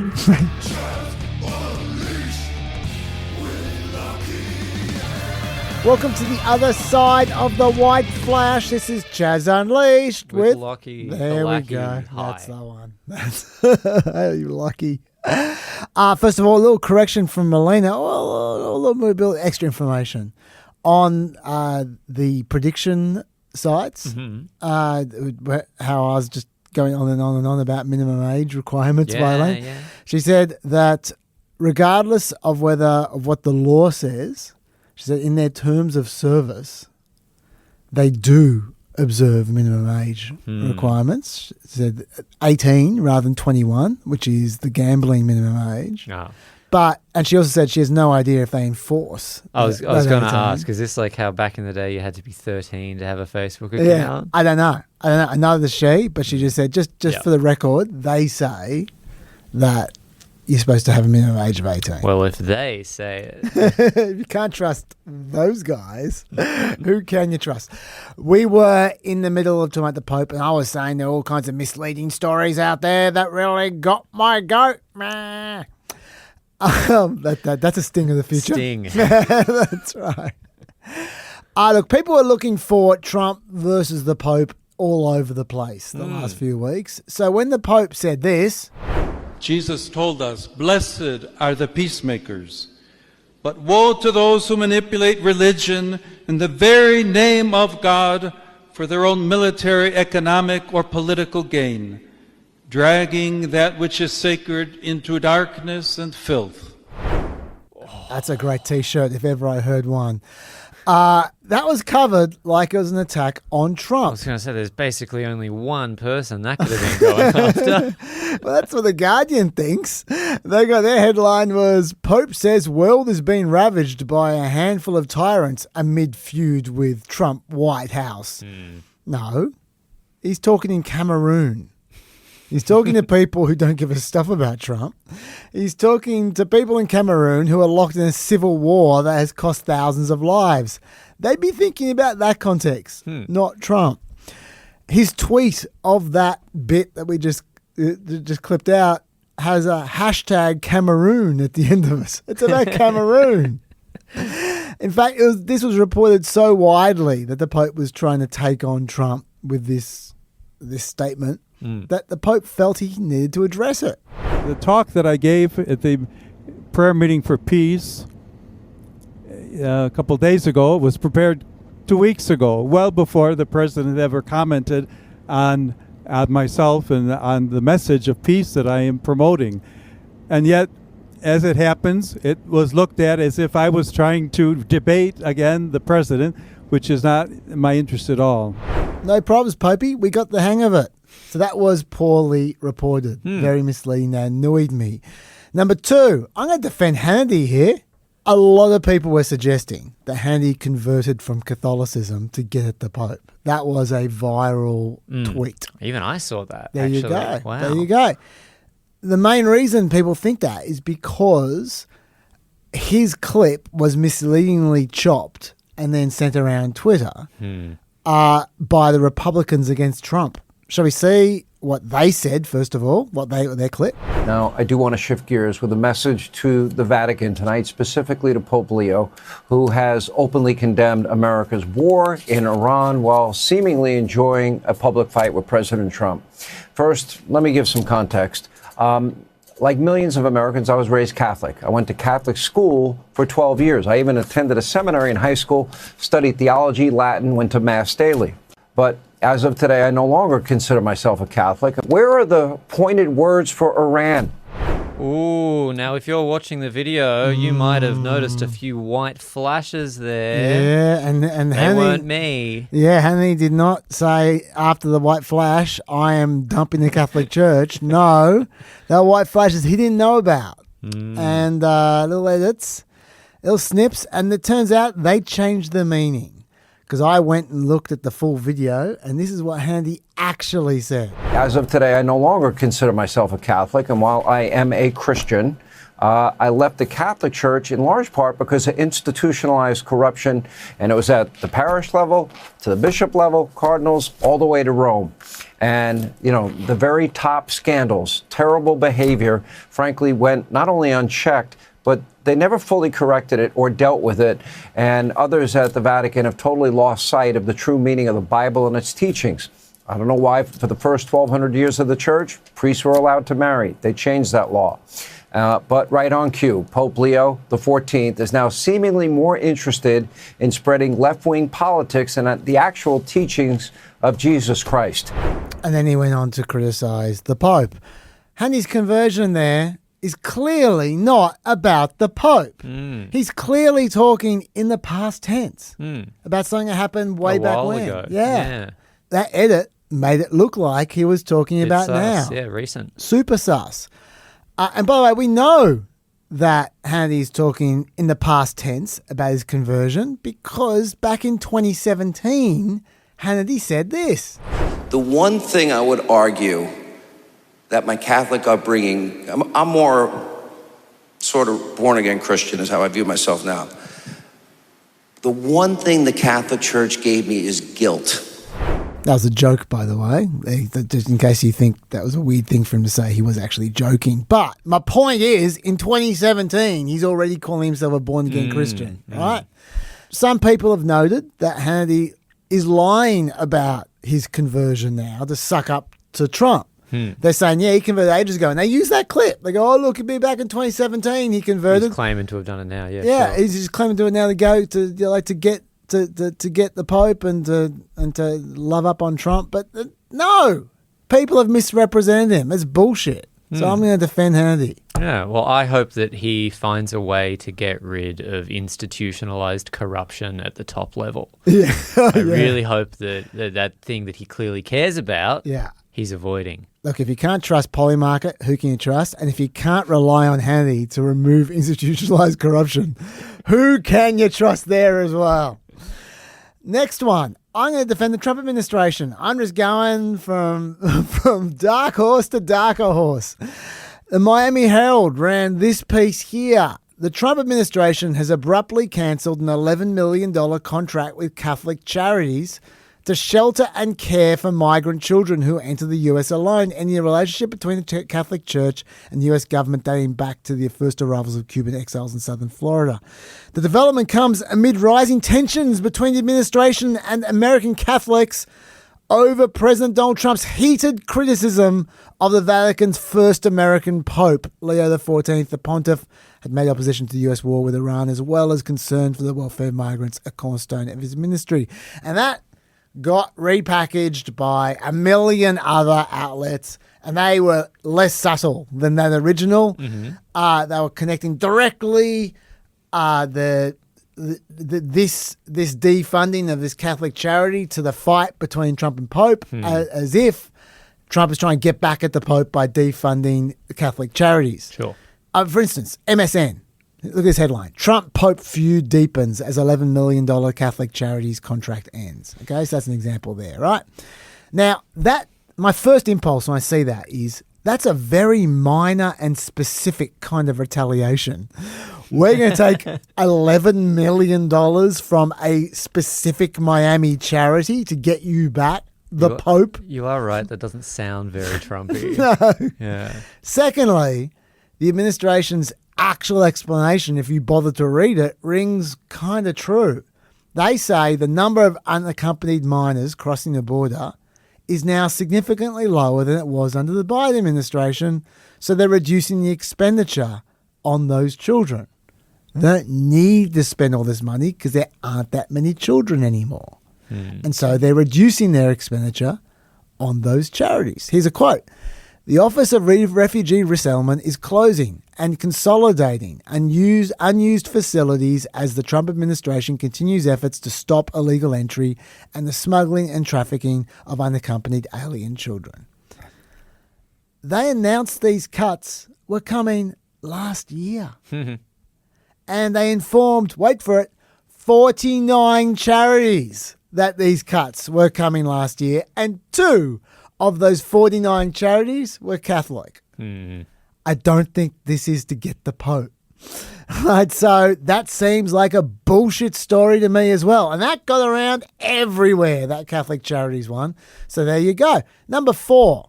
This is actually something I talked about on Planet America. I'm going to give you an abridged version. If you want all the details, go to Planet America. Normally it's the other way around. Normally we have more details here, but I'm running out of time. This is an offshoot of that Pope story. Trump started acting like the Pope doesn't care about about protesters being shot, as I noted before, so he said this. Trump's going to execute 4 more protesters, reportedly, including the first woman protester. What do you tell Iran? Well, tell that to the Pope. Tell that to the Pope. And then an activist tweeted this out. Breaking! The Islamic Republic is preparing to hang 8 women. And Trump leapt at it. To the Iranian leaders who will soon be in negotiations with my representatives, I would greatly appreciate the release of these women. I'm sure they'll respect the fact that you did so. Please do them no harm. Will be a great start to our negotiations. Thank you for your attention to this matter. Drake. President Donald J. Trump. Now, look, I should say, unless Iran's prisons take all their mugshots in the same glamour photography studio, those photos look sus. They definitely do. But then the next day, Trump followed up with this. Very good news. I have just been informed that the 8 women protesters who were going to be executed tonight in Iran will no longer be killed. 4 will be released immediately and 4 will be sentenced to 1 month in prison. I very much appreciate that Iran and its leaders respected my request as President of the United States and terminated the planned execution. Thank you for your attention to this matter, Drake. President Donald J. Trump. And Carolyn Leavitt followed up as well. Only President Trump could save the lives of these 8 beautiful Iranian women who he has received direct word from the Iranian regime, or what's left of it, that their lives are going to be spared. And now that will happen thanks to President Trump because he's a humanitarian at heart. Even in the annals of Leavittism. That's an all-timer. I'm so glad. She's taking maternity leave now. I'm so glad she squeezed that in just before her maternity leave. That is one to remember. A humanitarian heart. She's putting so much mayo on that, I reckon Trump could even eat it. That's how much mayo she's put on it. Now, a lot of people mocked these photos for clearly being AI affected. In fact, they were just saying, look, these are just made up entirely. Like, for instance, the Iranian embassy in South Africa said, hooray! Trump saved 8 AI-generated people. Now, I went into a lot more detail about this from here on Planet America. You can go see that. But to cut to the chase, those photos, every one of them is manipulated by AI. Yes. Every one of those photos, though, is real. Yes, they've taken a real photo and messed with it to make it look all glamorous with the same background, all the rest of it. But they are real women. They're all on the wrong side of the law in Iran. Only one of them was facing a death penalty, but she actually was facing a death penalty. She was a real woman really facing a death penalty. 5 of them have been arrested. We don't know what the charges or sentences they are facing. So some of them we know the charges, we don't know the sentences. Some of them we don't know either. Bottom line, some of them could be facing a death penalty for all we know. We don't know. Right. 2 of them are missing entirely. They're just gone missing. They could be dead. We have no idea. Like, they were protesting. Sure. Now they're gone. Okay. So, yes, Trump is full of shit. Yes. He didn't save anyone. His whole story was garbage. Mm-hmm. But we have the Iranian embassy here mocking 8 women who are realistically being victimized by Iran. They actually are. And the entire internet is laughing along while it happens. With Iran, sure. With Iran. So this is what AI abuse is leading to. You have no idea what is true and what isn't. And it's going to get worse and worse. Now, I got to say, this whole section was about the Pope, but really, fighting with the Pope. This is not normal. So we should acknowledge that. And while our brain stings. Cool, okay. Oh, yeah. Now, I'm keeping my eye on the clock here. I reckon I got 15 more minutes. I got 3 quickies. Can I get through all 3? Let's find out. I'm at least going to get through 1. Okay, then the one I'm going to start with is, it's topical to what we're talking about today, which is goodbye, Laurie Chavez-DeRemer. This is her legacy. Congratulations, Laurie. We're going to look at your policy that you've left us with. Yay! The Trump administration 2 weeks ago announced plans to open 401k retirement plans to investments like crypto and private equity investment. Let me explain what that means. 401k retirement plans, superannuation. Okay, we're basically allowing superannuation to invest in crypto and private equity. And how they plan to do that? Quite interesting to me. Let me tell you about it. You see, there are about 100 million of these 401k accounts in America. They collectively hold more than $10 trillion worth of investments. That's a lot of money that you can get your hands on. They're mostly made up of extremely conservatively chosen mutual and index funds for maximum safety, much like superannuation is in Australia as well. While federal law doesn't actually stop 401k accounts choosing risky investments, they can choose whatever they like. Plan managers do have a legally imposed fiduciary duty to employees to just not take any risks. They can be sued for mismanagement or excessive fees. Oh, okay. So that's why they don't tend to invest in crypto. An objective analysis would call that risky and mismanagement of those retirement funds. Mm-hmm. What this new rule, this new Laurie Chavez-DeRemer rule does is it introduces a safe harbor shield, making it way harder for employees to sue employer plan managers. So then they can invest in crypto if they want, safely in the knowledge they know that they're not going to get sued. even if they go and negligently lose all their employees' life savings, they'll be fine, which is great news. Great news for everyone except for the employees. So this rule to help crypto is explicitly just stopping you suing your plan manager for being negligent. For losing your money. I think that really says it all. Coincidentally. This is a policy. Yeah. Yeah, it's Great. policy. It's policy. It's policy time, Lucky. Everything's a policy in policy time. Coincidentally, this rule comes a month after Trump's Security and Exchange Commission chairman, former crypto industry lobbyist Paul Atkins, declared that most crypto assets are not securities and therefore they're not subject to SEC regulations protecting investors. Look, that's okay. No problems. I get why you might not count crypto as securities. Some would say it's not secure.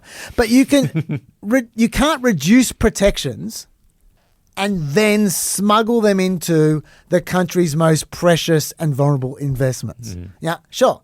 If you want to make it easy to trade them, fine, whatever. But don't allow the 401ks to be used as investment vehicles for crypto. That's great for crypto guys, though. If all you care about are crypto dudes, these are good times for you. Crypto asset prices have fallen by nearly 50% over the last 6 months. They've lost about $1 trillion in wealth. Hey. Secure. At least they're not going to get sued. But if Americans move just 1% of their 401k assets into crypto and private equity, those industries would be flooded with $100 billion in new capital. So this would be great for them. Trump's basically delivering a bailout to the crypto industry in which he happens to be a major investor. And all it took was just putting a bunch of employees' life savings at risk. That's no problems. Yeah. So anyways, that's a crypto element. Then there's a private equity element.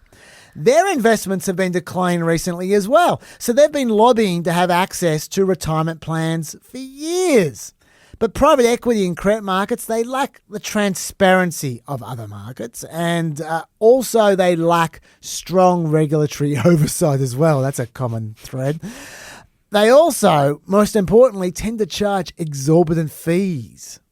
Now, you might go, well, they probably offer better returns. Actually, they don't. Not necessarily. Sometimes they do, but sometimes they don't. Once again, if those investments were so good, fund managers, they can use them right now. No one's stopping you. But for some reason, they're worried about being sued if they use private equity funds. I wonder why that is. But with this shield law, they don't need to worry about that either. They're not going to get sued. Bottom line, this is another classic example of pushing for extra profits for favoured industries when times are good. And when things turn to shit, then they're going to want to get bailed out. They want to socialise the risk. They want the government to step in and help them out.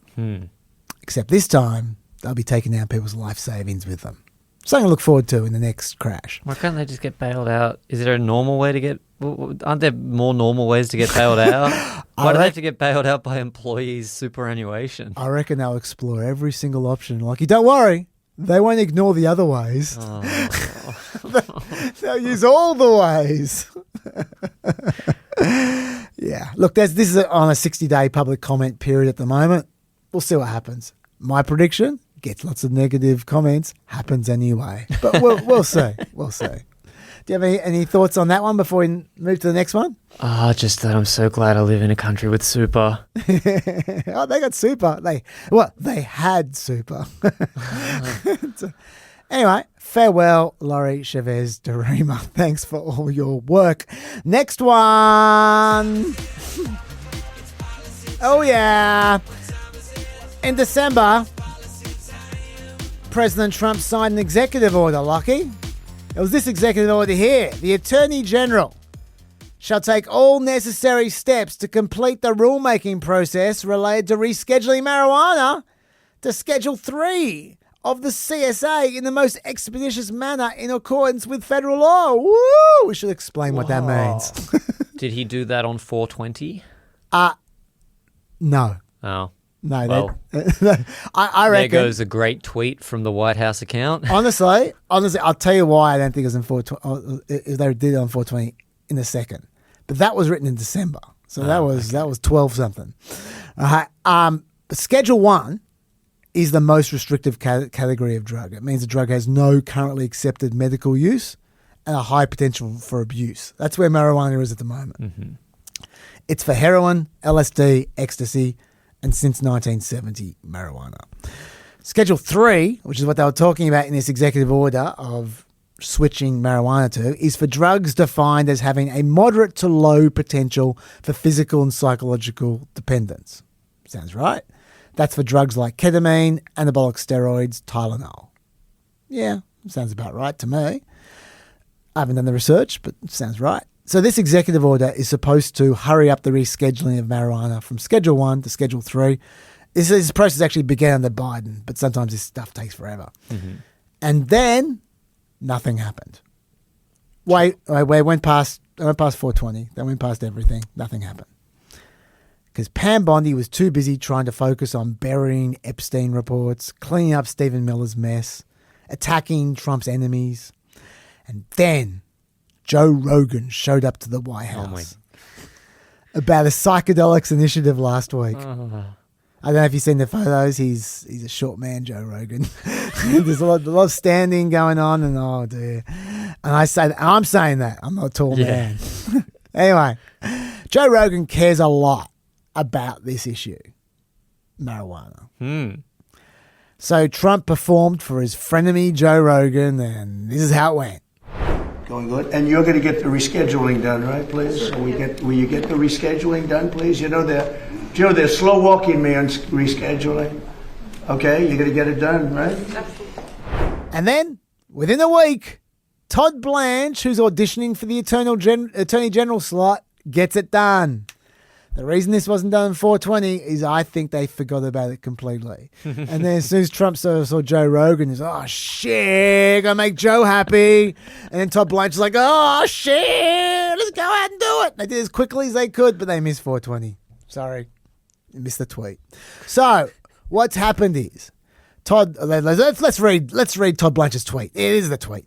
Under the decisive leadership of the president, this Department of Justice is delivering on his promise to improve American healthcare. This includes immediately rescheduling FDA-approved marijuana and state-licensed marijuana from Schedule 1 to Schedule 3, ordering a new expedited hearing with set deadlines to fully reschedule marijuana. These actions will enable more targeted, rigorous research into marijuana's safety and efficacy, expanding patients' access to treatments and empowering doctors to make better informed healthcare decisions.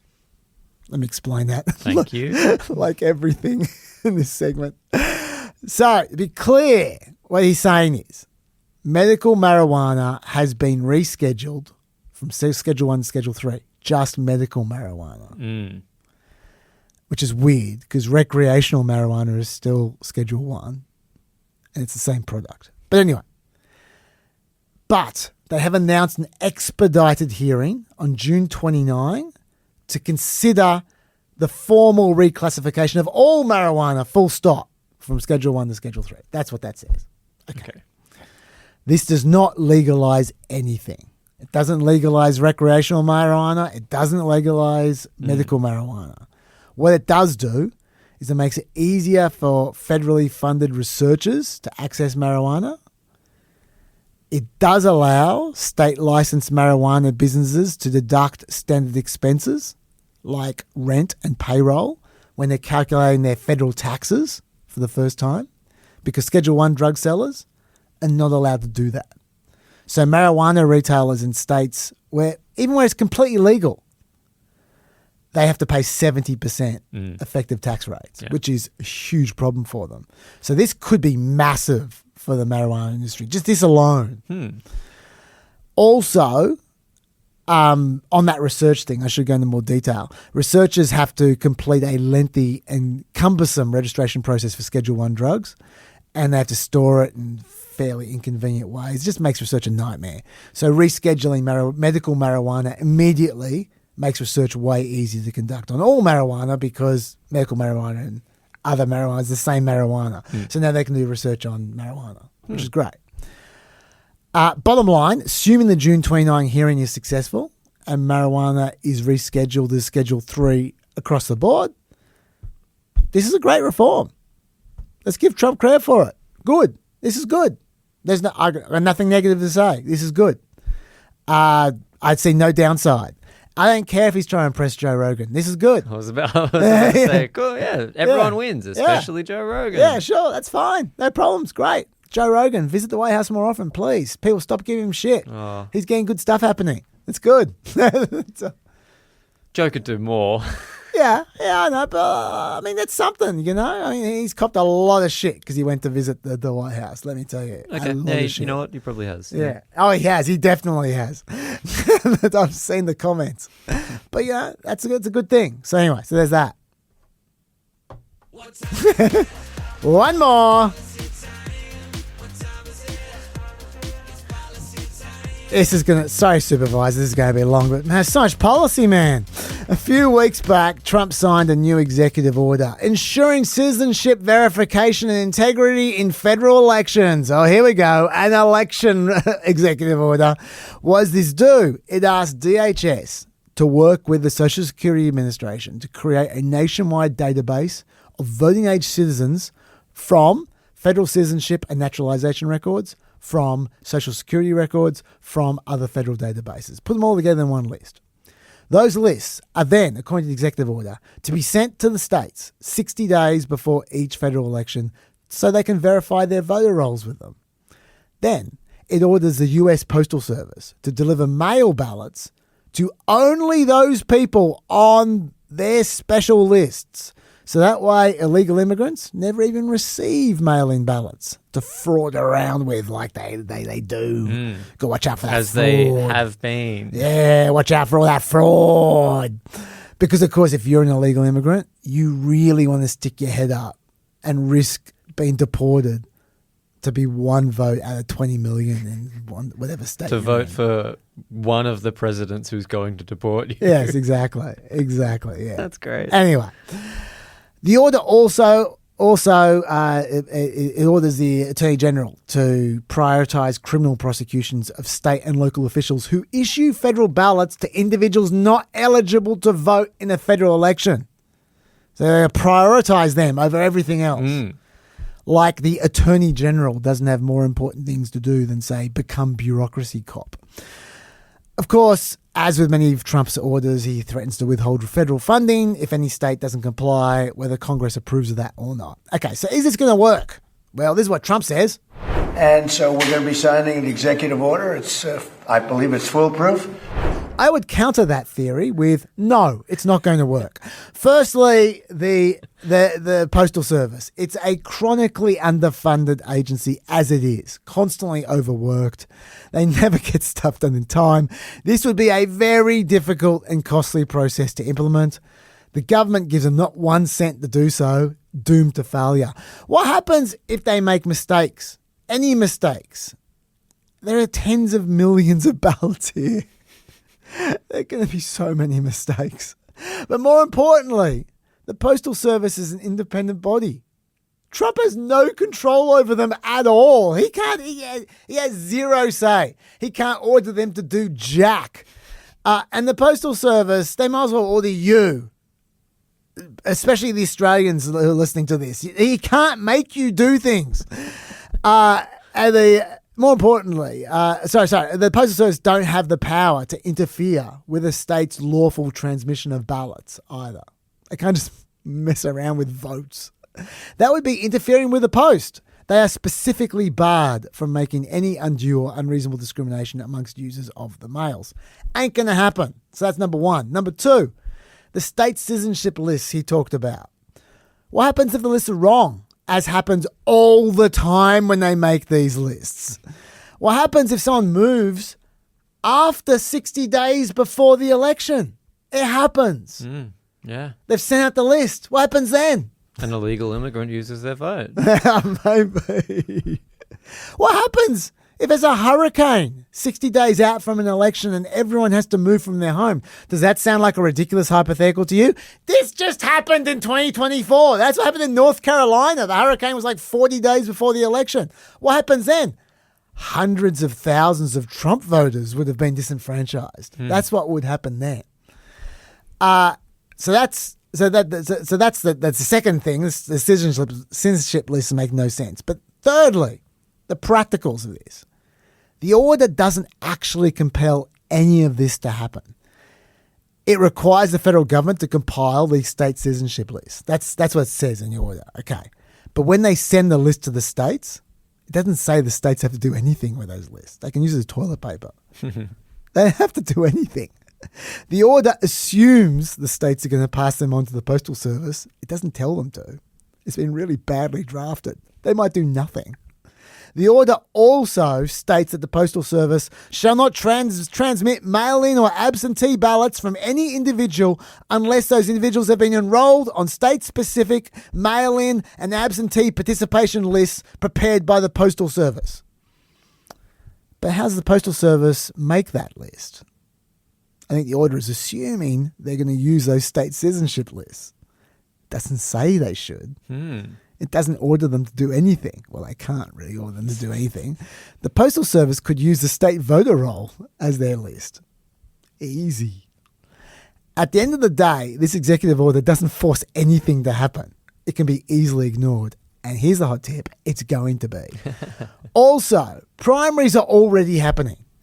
Final ballots are going to be cast in like 5 months. If they did try to follow this, there'd be extensive rulemaking by both DHS and the Postal Service of implementation and envelopes and ballot tracking processes. It would go on and on and on. There'd be no way they could set this system up in time. Every rule takes forever, has comments and takes heaps of time. The Supreme Court, they wouldn't even get the rules done before the election. The Supreme Court would strike it down, bang, just on the Purcell principle alone, which says you can't implement changes too close to an election to be tenable. They haven't even been to a court yet. Like 23 states have challenged it, but they haven't had their case yet.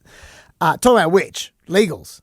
No chance. Zero chance. The Constitution gives states the primary authority to determine the time, place, and manner of choosing members of Congress. It gives Congress authority to make or alter those regulations. It gives the presidential executive order the right to go and get stuffed. They can't do anything when it comes to elections. We know this because Trump keeps trying.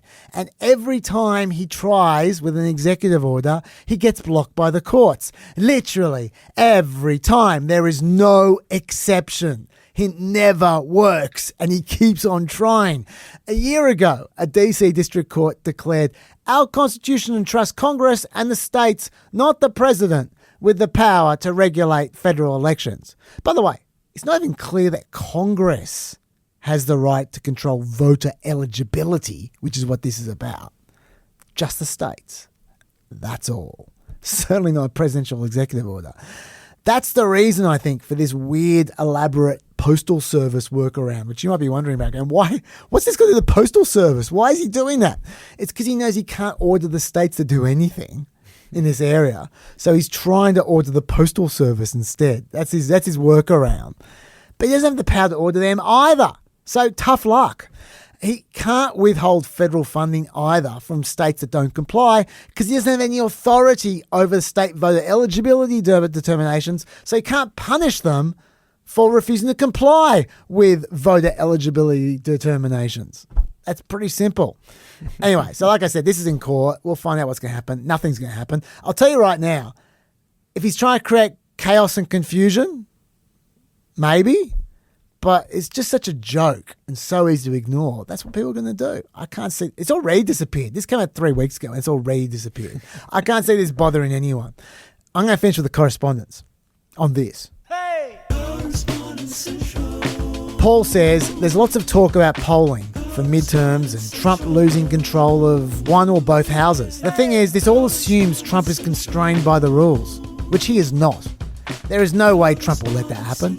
I'd love to hear if and how Democrats are wargaming different scenarios for Trump to prevent elections from being held or certified. Too many people seem to assume the midterms will happen and Trump will have to accept the result. Again, there is no way Trump will let that happen. Now, I don't know what's been wargamed behind the scenes. They probably are. I assume they are. I don't know.